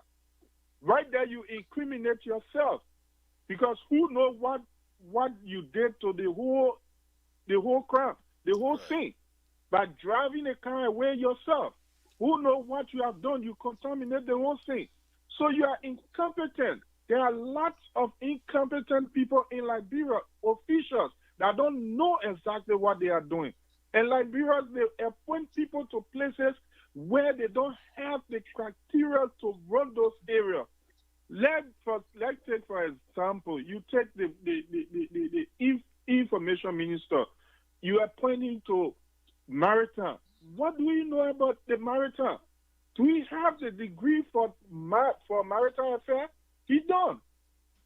Why is he going to represent Liberia out there to the maritime affairs? He cannot do it. So there are people who are in position that are incompetent of that position they are holding. So it is nothing bad about saying that this person is but basically, the simplest definition, you are. Yeah, the simplest definition of incompetent, I know, is just you don't have the skill to do it. Simple as it you is. There's no inner language. We can't beat around anything. If you can't do it, you just can't do it. Can I come from here and say I want to go get somebody injection when I don't have the skill to give injection? If I did that, I'm just incompetent. And I can call somebody's life. In America, I work in the health field.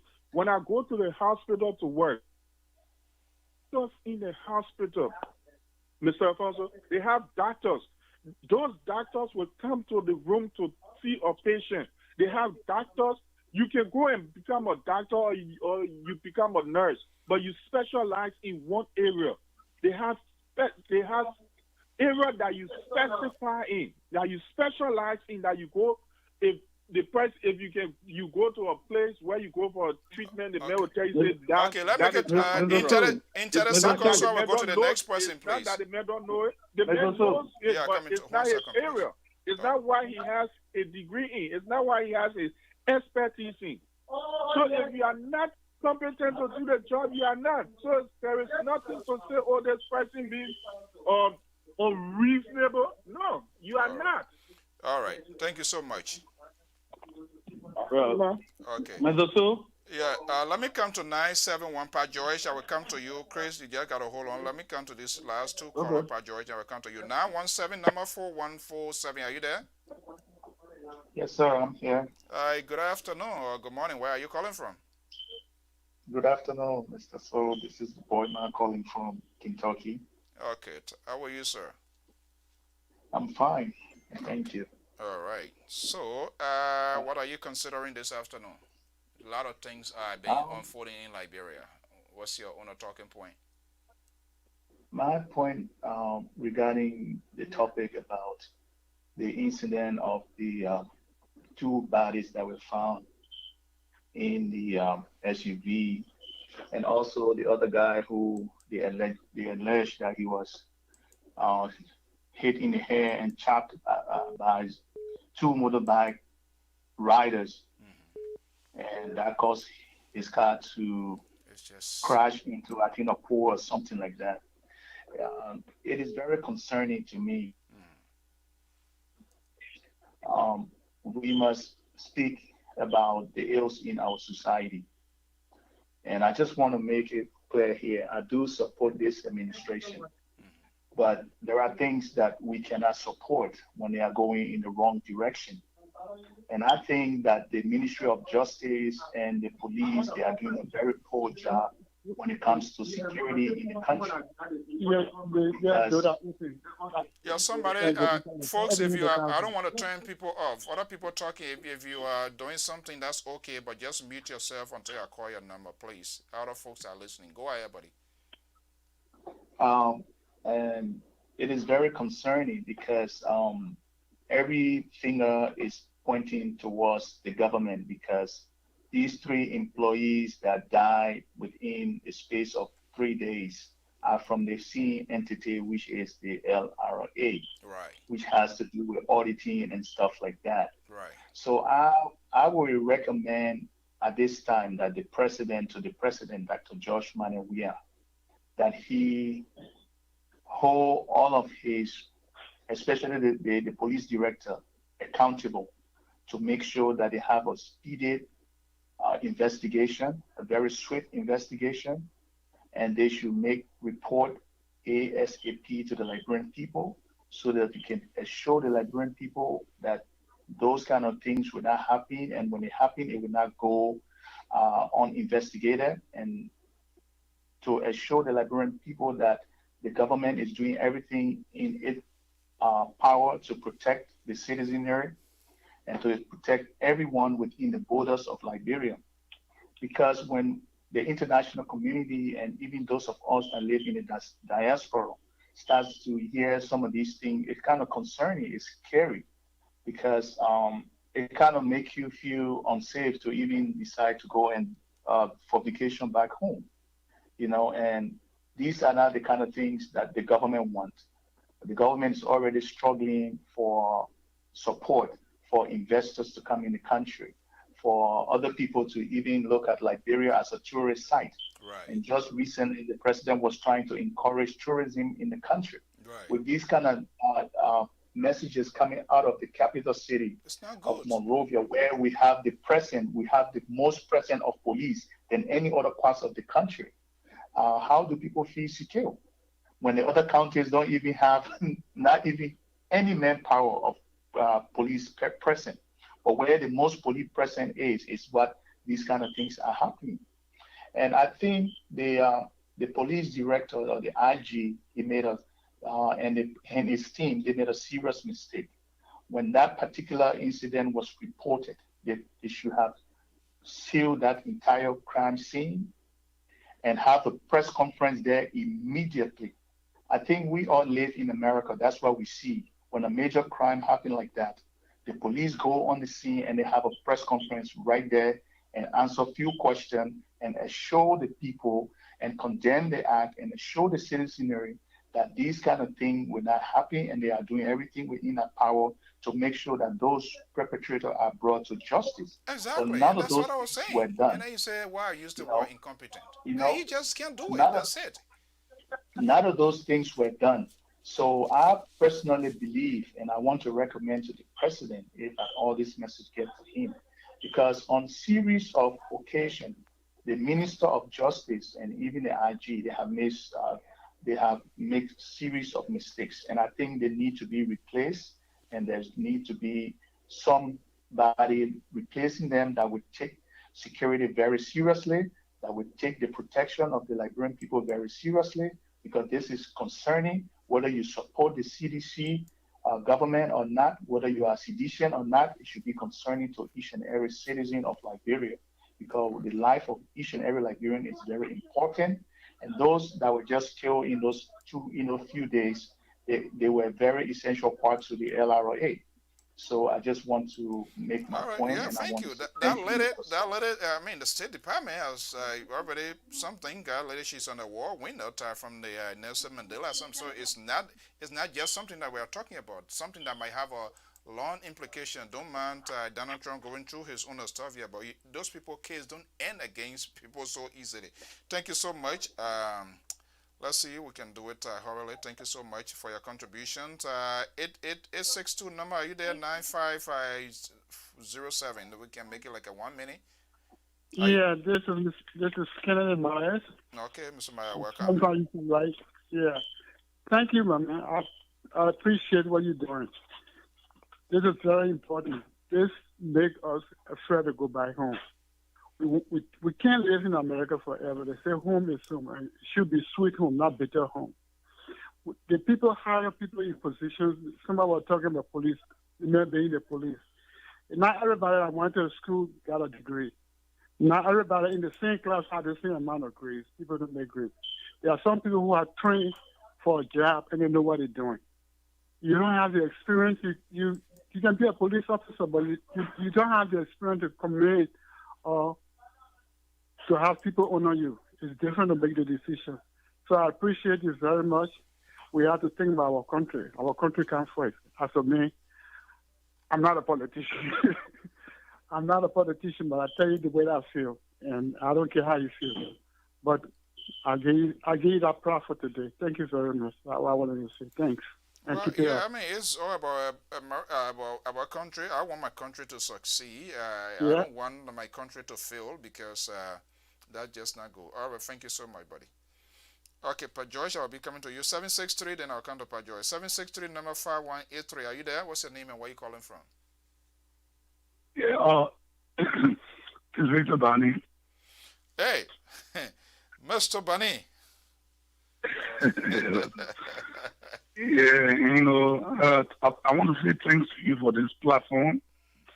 And in actual sense, I think we have to look at the justice system, because when they put in place a system, if there was a statistic that Liberia run the most by justice system in Africa.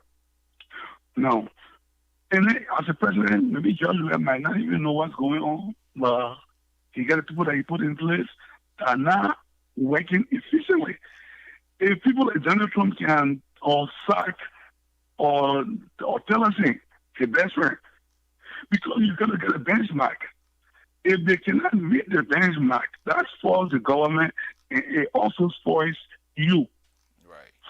So to sit down and just wait and see that this thing continue to accumulate, and you think that you're running a government with this kind of bad system, that means, because everything happening in Africa or in the world, they place it on the president. Everybody can do. So the president government is bad. Maybe he doesn't even know. There's a police director, how to call it, started looking at and said, he and Joe will play blade together. But there isn't a blade playing job.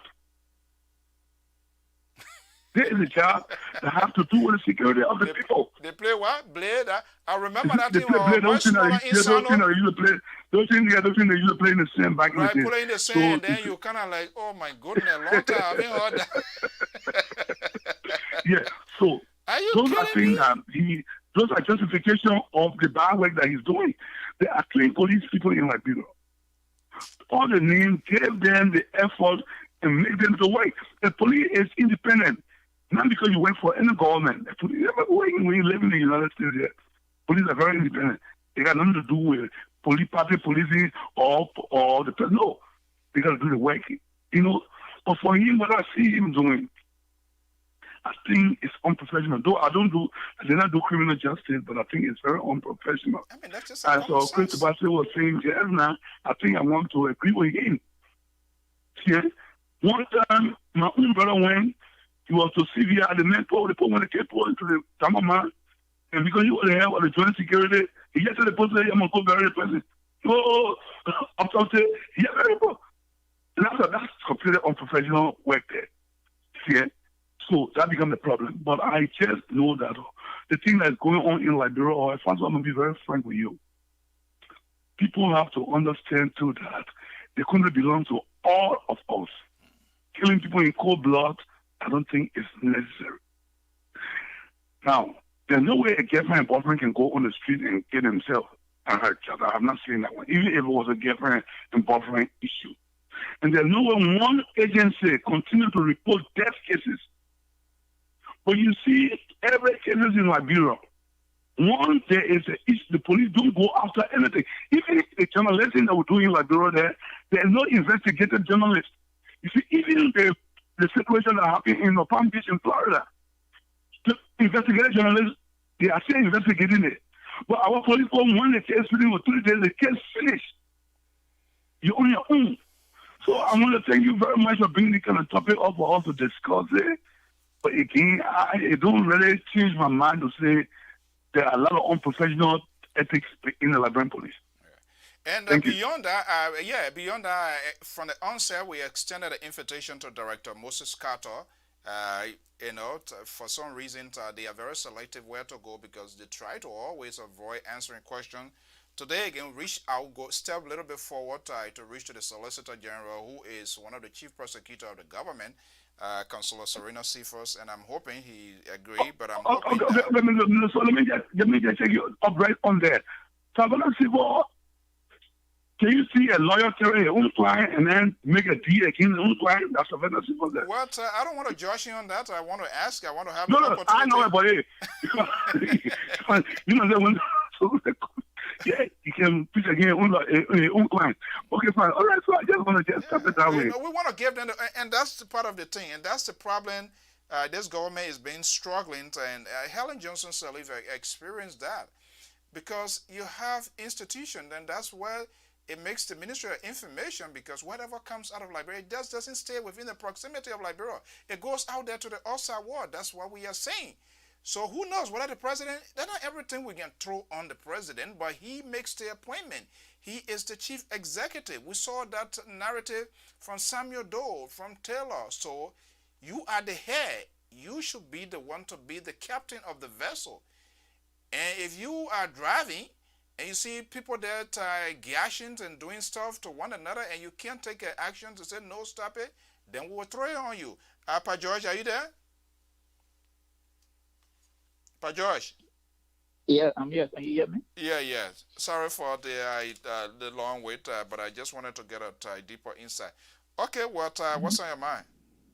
What are you considering? It's a whole lot on my mind, but people have spoken about this public issue. So this partisan business we are in Liberia, we have to put it aside. Tobasi, let me name, maybe he listening. Tobasi listening. Yeah, he is majoring. I'm here. Now, Tobasi, let me answer some of these questions. On that crime scene, did you see any cameraman from the homicide squad there? No. No cameraman. Hold on there. There were no cameraman.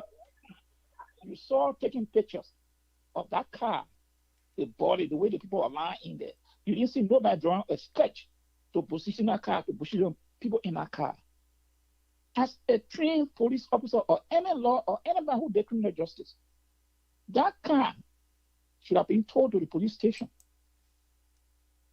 If at all, the crime scene, they did not say, and the officers who were on the scene, Those officers are not homicide officers, because if they were homicide officers, they should have secured that crime scene, create a path where anybody can, any officer can that want to work, they direct that police straight and use that car to go and see that car. Nothing was done like that. They got in the car, took the car to the hospital, which are absolutely wrong. All the steps. Where is the physical evidence that can link someone to the crime scene? The saliva, the hair, the semen, the fingerprint, the blood, all was destroyed right there.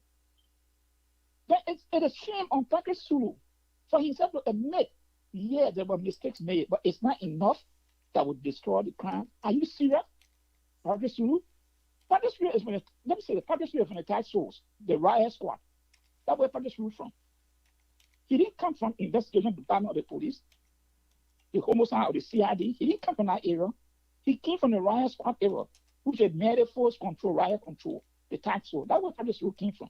Okay, he could be a good police director, but what he had demonstrated, he is incompetent. Why am I saying this? All the high-profile killing, Matthew Indes, Taylor Lawrence, Odell Sherman, these high killings that have taken place now, coupled with this one, the police have never come to a logical conclusion to link anybody to those killings under his watch as police director. So if I say he's a police officer, fine, you are trained one.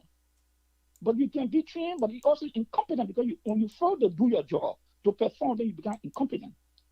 And that is what I'm saying. So the government of Liberia, and sometimes when I say people like to basically hate it, I can say the government of Liberia doing this to put fear in people not to go back to Liberia or to people all over the country. Because right now I'm afraid. We're going to high profile killing. It's a message. And the only way you can prove me wrong until you show me where the government has come and prosecuted, investigate, and prosecute a successful high profile killing. Like I should have said that the third person that was killed, it was a car accident. The man ran up the road, lost control, and hit somebody. Is it people in the community who took the man and tied his head? You can see the guy, then you say it was a car accident. Then what got me sick of him? Mr. So go to that video. I saw it. You saw Patrick laughing. And you say, you know what? I'm not laughing because the nature is that, 3 people from the same department. Are you serious? Somebody already been killed, allegedly killed.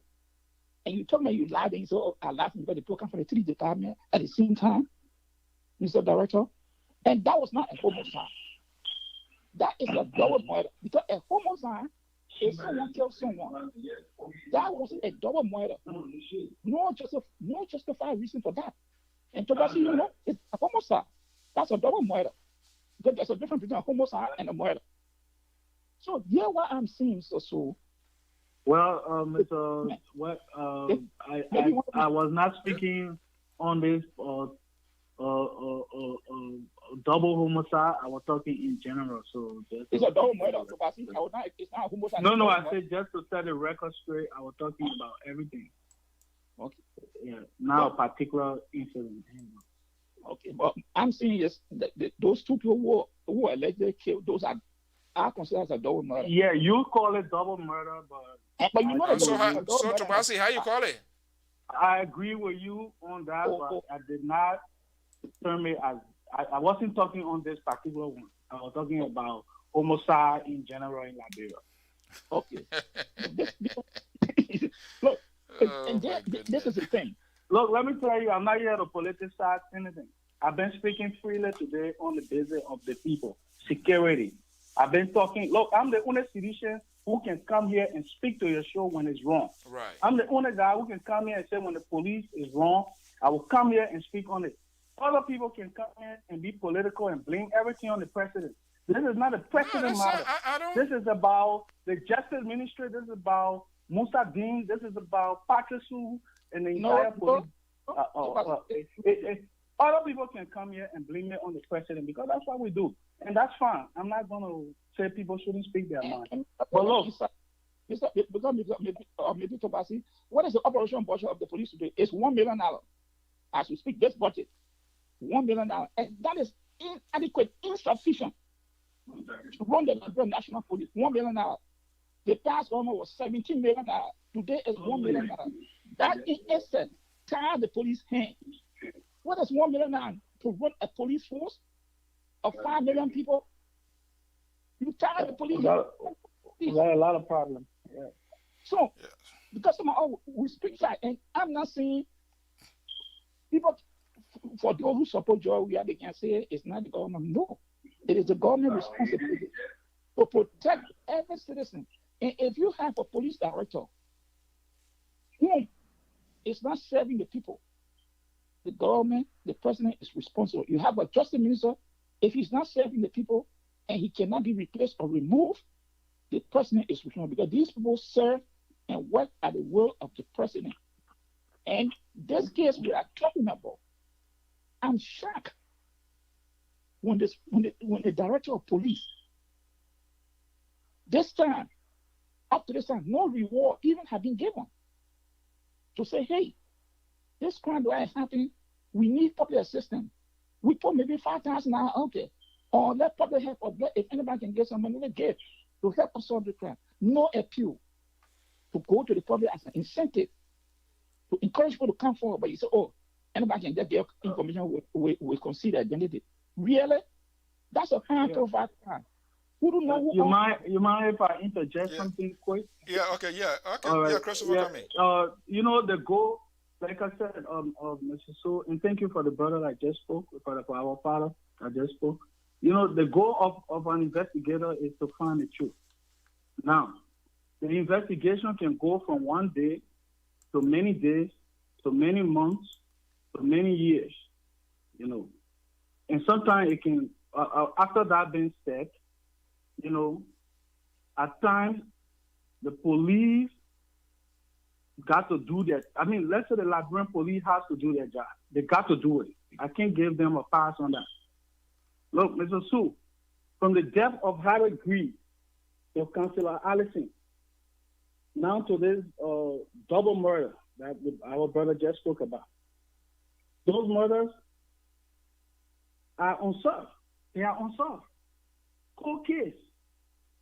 They got to revisit.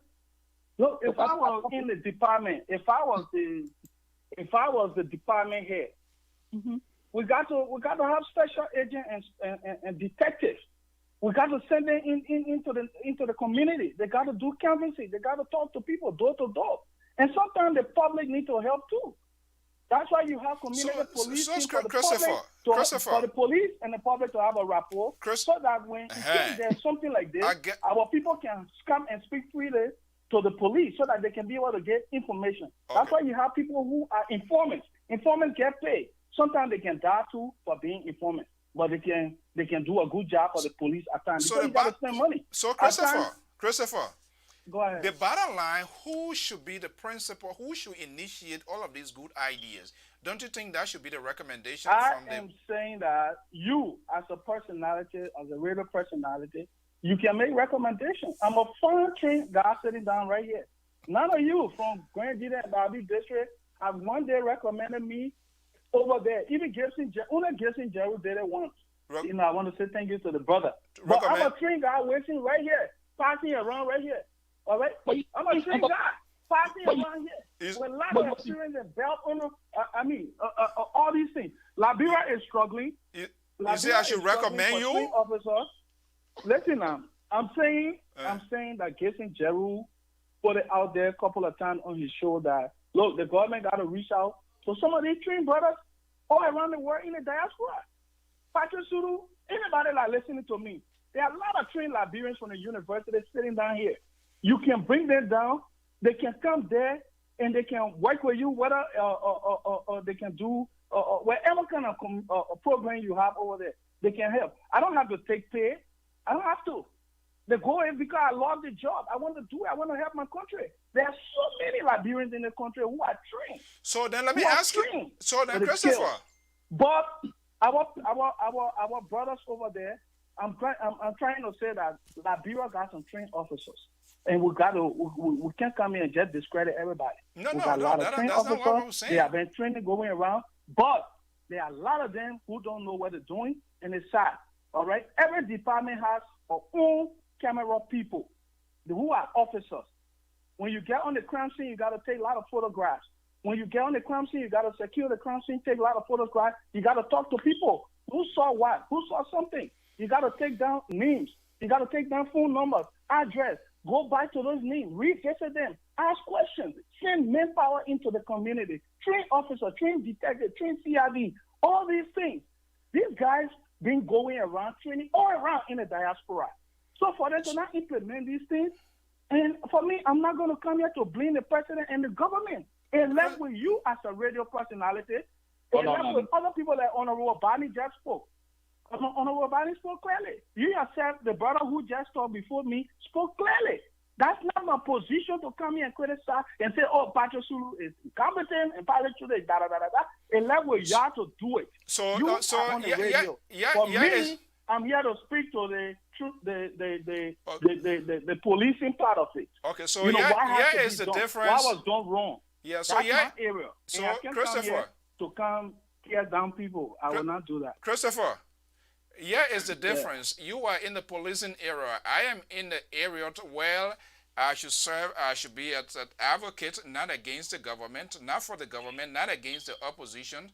But the 4ST is there for the citizenry. That's one of the core values. That's one of the core. I come in. Hold on, you are talking. I didn't talk. To serve, to represent the citizenry. That's one of the core values and ethics of this whole thing here. Watchdog. Yeah. So when we point out things, we also make recommendations. And guess who I made recommendation for? Told before in the past when I was in Liberia, we talk is what his name? The Deputy Presidential Press Secretary, Smith. I called him and said, hey, you are a deputy. There are a lot of things going on in the country, and for the most part, most of these drama. They are generating from the executive branch of government. So you guys needs to be having at least like a one press briefing. That way, because the Ministry of Press Briefing more or less is for the national government. The executive has its own press corps. People wants to know what is happening within the presidential enclave. You need to do that. At least to talk that, even though I've been inviting him to come. That's not fine. That he has not. That is okay. Solo Kebe, who is the presidential press secretary. We are former schoolmates, former together the same thing from the Todman High School. We were at a conference there in Minnesota last year, the AGA conference, lengthy conversation, extended an invitation. We need to make it fair to hear government side. But hey, people must be willing to also reciprocate. We're not going to force it. What we're going to do, we're just going to recommend is at their will to accept and not to accept. And also, like you said, you support this government, right? You have defended this government from time to time, which is good. Everybody should have their own political will. So are they not even looking out for the young folks who are also there, who have the passion, who strongly believes in the government, or who have the skill? Are they not kind of trying to set up a data? Okay, we got to look for people in the police area. We got to look for people in this area and bring them in government to us there. Why can't they do it? They don't know their people, or they just want people they didn't know you, or you're just talking and giving yourself a headache? Honorable Sue, it is sad. You see, that little girl, I just forgot her name. Angel, no, not. I think the brother just called the high school, the one I graduated from. Odell Sherman. Odell Sherman. That death hurt me up to today's date. You know, Honorable Mr. Sue. You know, for young people, all right, any kind of death is painful. Anybody dying, in fact, it has to stop. It is bad. It is ugly. It gives the government bad name. But at the same time, the police take the greater responsibility yet. They got to bear it. Patrick Sulu and his team got to do a better job. All right? All these high-profile cases. The double homicide that just happened. The double homicide. All right? From the start to the beginning, from the end, there were a lot of mistakes. Okay, guys, I'm going to be wrapping if on here. Tobasi, let me give you 1 minute to wrap your statement. Mr. Sue, just to conclude, Yeah. I will say to Honorable Sulu or Chief Sulu, look, if officers need to be retrained, let them go to retraining. If you have to have a special unit responsible for investigating homicide, death, all these things, send it for advanced training. Ask for money from the government. Go to the Hill, go to the lawmaker, and tell them these things. Advocate. You are, as an officer, you are an advocate. You are a leader for your community. Go on our hill, sit in front of the lawmakers, and say, this is what we're going through. We need money. We need this for our people to go for training, advanced training. All these things, make recommendations. I think it has to do more. I think I'm holding the police feet to the fire. I think Patrick Sulu and his team need to improve this. Particular, look, they got to start solving crime. They got to start doing their job, solving crime from today. This got to stop. The dying in Liberia is out of control, and it got to stop. All right. Thank you very much. Thank you so much.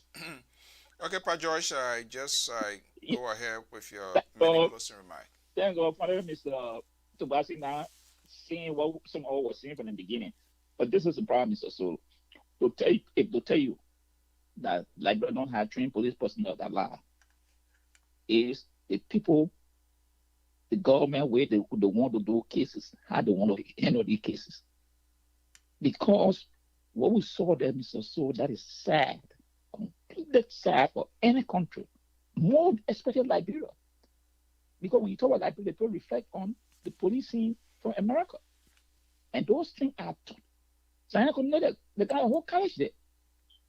And they got a guy working in the police department. You got a whole homicide squad within the police department.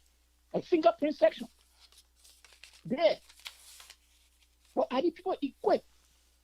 Today, the Liberian National Police doesn't have a laboratory.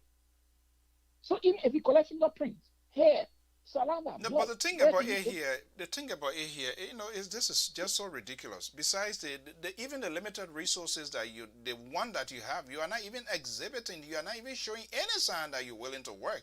So we'll put lab there, it's just going to be the same old thing. You're just going to be looking at the material and you don't even know where to start. Yeah, that's it, man. But let me just leave on about right. this thing they say. Okay, then. But let me just leave on this note, Mr. So what is going on in Liberia is sad, and President Weah, that orange thing again. Let me tell the people, when these cell phone companies told the Liberian people that they told the government, if you make us to do this, we will increase the data price. Now they have gone ahead to implement the tax on the people. Now the company going to increase it, and you come out to easily release that they should not increase the price. Who want to operate at a loss in business? Nobody. That I can tell you. Oh. All right. Thank you so much. Yeah. All right. Okay, well, folks, that's the situation that we are faced with, and we just have to address it as it is. If you don't have the basic skills or administrative management to manage to control people, I'm sorry, then you just have to. Then there's no need. And there's no any other way to beat around it, Mr. Sudu, Director Sudu. Probably there are some other places that he can be effective. I understand he being the police, that's fine. But it's all about the country. And the president needs to take some further step. I'm saying the appointment being made, that's okay. But it's not an issue of making the appointment. And even look at Councillor Charles Gibson. So you just gave people or gave the oppositions or you gave ordinary Liberians to just argue off, you just validate their talking point. You have Charles Gibson, who was rejected by the Senate for numerous of reasons, and you're taking him again and breaking him into government. It doesn't matter how long it takes. What are you telling the people? What is the message? So it's like you validate the behavior of some of these officials. And I strongly feel that I love my country, you love the country for which the Liberian people overwhelmingly elected you, which is okay. But Director Patrick Sudu did not have the government of Liberia, did not have the National Police Authority in any form or shape. And there's nothing evident here that I think he will. at any time. We need to have people to do the job. And I know there are some competent people there. They know exactly when they get on the job, they know exactly what to do. And even if you don't know it, well, ask for help and you will get it. I'm quite sure there are some folks on the ground there. But when we begin to inject and place people because of our ties, our social ties, our connection in the past, and out of empathy, you don't want people to feel bad. Oh, this person is my friend, we used to do this, and so I just bring them. There are certain there are certain positions you have to find the rightful people to put there. The Ministry of Information, you are the official spokespersons of the government. You must be able to interact. You must be able to address critical issues. You must be able to face the microphone at all times. You know? Because if you can't do it, it pictures the government bad. You make the government to be bad. You make the government to be the doer of their of whatever incident that occur, because you are unable to defend the very government you work for, or you are unable to pursue the perpetrator of the crime.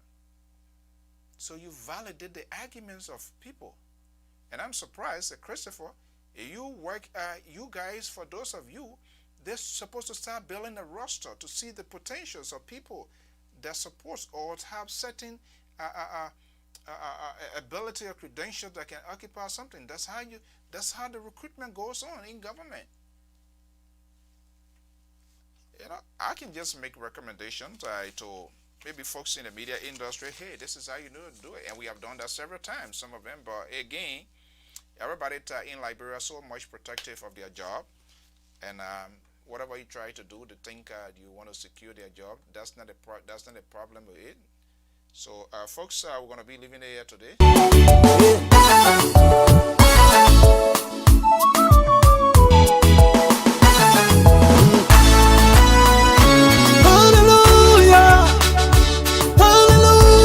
Yeah, well, folks, we want to bring the curtains down here this afternoon. We have to pray for our country. We want good things to happen in Liberia, but security in any war, any part of the world, anything, business or whatever, security comes first.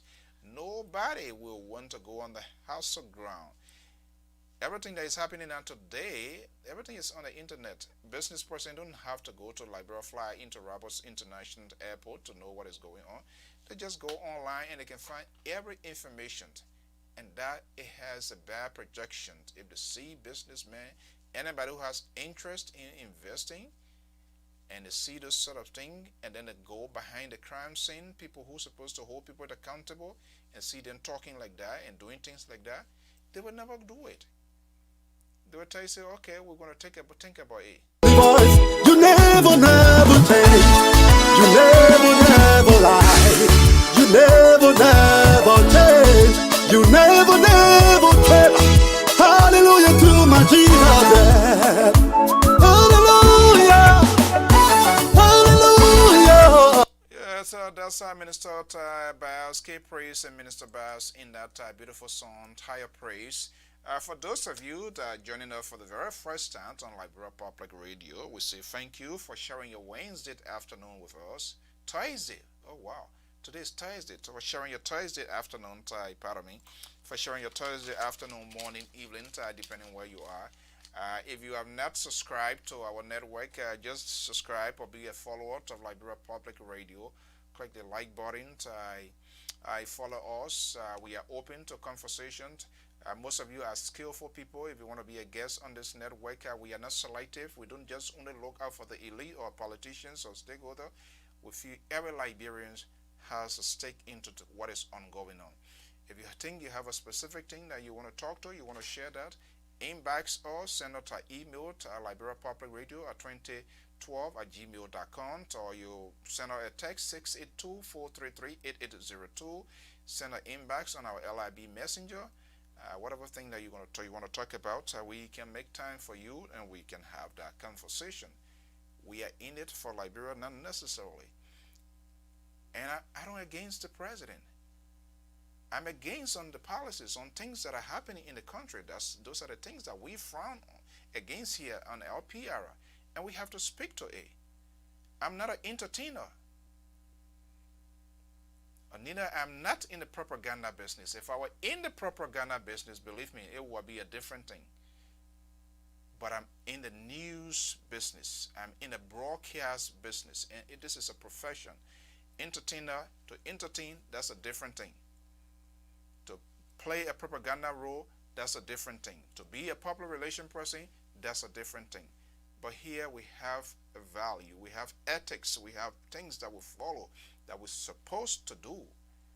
Not just to entertain youth. Yes, there's a portion of it by playing music is an entertainment. But a greater portion is to inform, to let you know things that are happening. And not necessarily things that you want to hear out of me. And I feel hurt if we have people that are representing our country who just perhaps don't know their job descriptions, or who does not have the requisite skill to get certain things done, and they are there, then they hurt the image of the country. Not necessarily they themselves, but they hurt the image of the country. And other countries, our neighbors, will begin to judge who we are. What kind of country is this? What are these people doing? And the international community even mock at us. That's what is important. And I think this time around, the police chief, who for the most part, when it comes to crime or whatever major issues, will take the lead. He's unable to articulate himself. He's not convincing. He's not impressive. He's not articulate. That's just it. And I think the president must go, if he wants to be partisan, that's okay. There are some good ones. And he has to go out there to find Liberians who will be able to get the job done. Because at the end of the day, if it is not done right, they will say, and we will say, and I will hold you responsible, because you are the captain of the vessel. So not because people to give justification, oh, it's been happening this year, we've been using it. Yes, we'll continue to use that word, incompetent. I'm not going to dwell on other people, how they use it, the context, but I'm using it in the context that this time around he's unable to represent my government. And so it gives reason for people to indict the government because of his actions and because of how he presented himself. That's what I'm talking about. And I feel that he does not have the skill required to occupy that position. I could be wrong. That's my opinion. That's my view. I listen to him. It is just what it is. And that's it. And so we want to call on the president. We want to make sure we want to have the rightful people to represent us as a country, as a people. And if you need help, there are a lot of people out there. If it requires you to maybe tap into the expertise of the opposition, if anybody go there for the better of the country, and let them say, okay, I don't want to do it because I'm in the opposition. At least you are reached out. You're supposed to reach out, not they necessarily. Until then, folks, I want to thank you so much for sharing your time. Again, don't forget to subscribe to our network, our YouTube channel, and what have you, and you're going to get an update once we are right here on this network. Until then, have a pleasant day.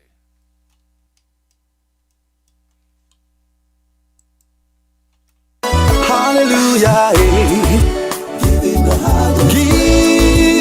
hallelujah, give him the highest praise. Hallelujah, give him the highest praise. Hallelujah, give him the highest praise.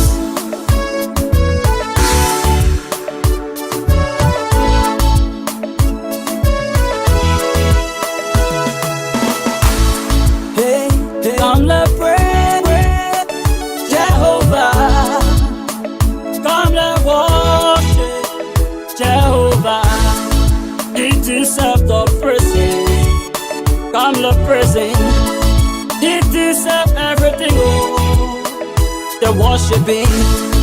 Oh, He gave me life. I will praise His name. I'm here to praise my God, oh, because He gave me life. Come celebrate, come jubilate, come and worship Him. He deserves the praise. Hallelujah, giving the higher praise. Hallelujah, giving the higher praise. Hallelujah, giving the higher giving, hallelujah, giving the highest praise. Hallelujah, giving the high praise.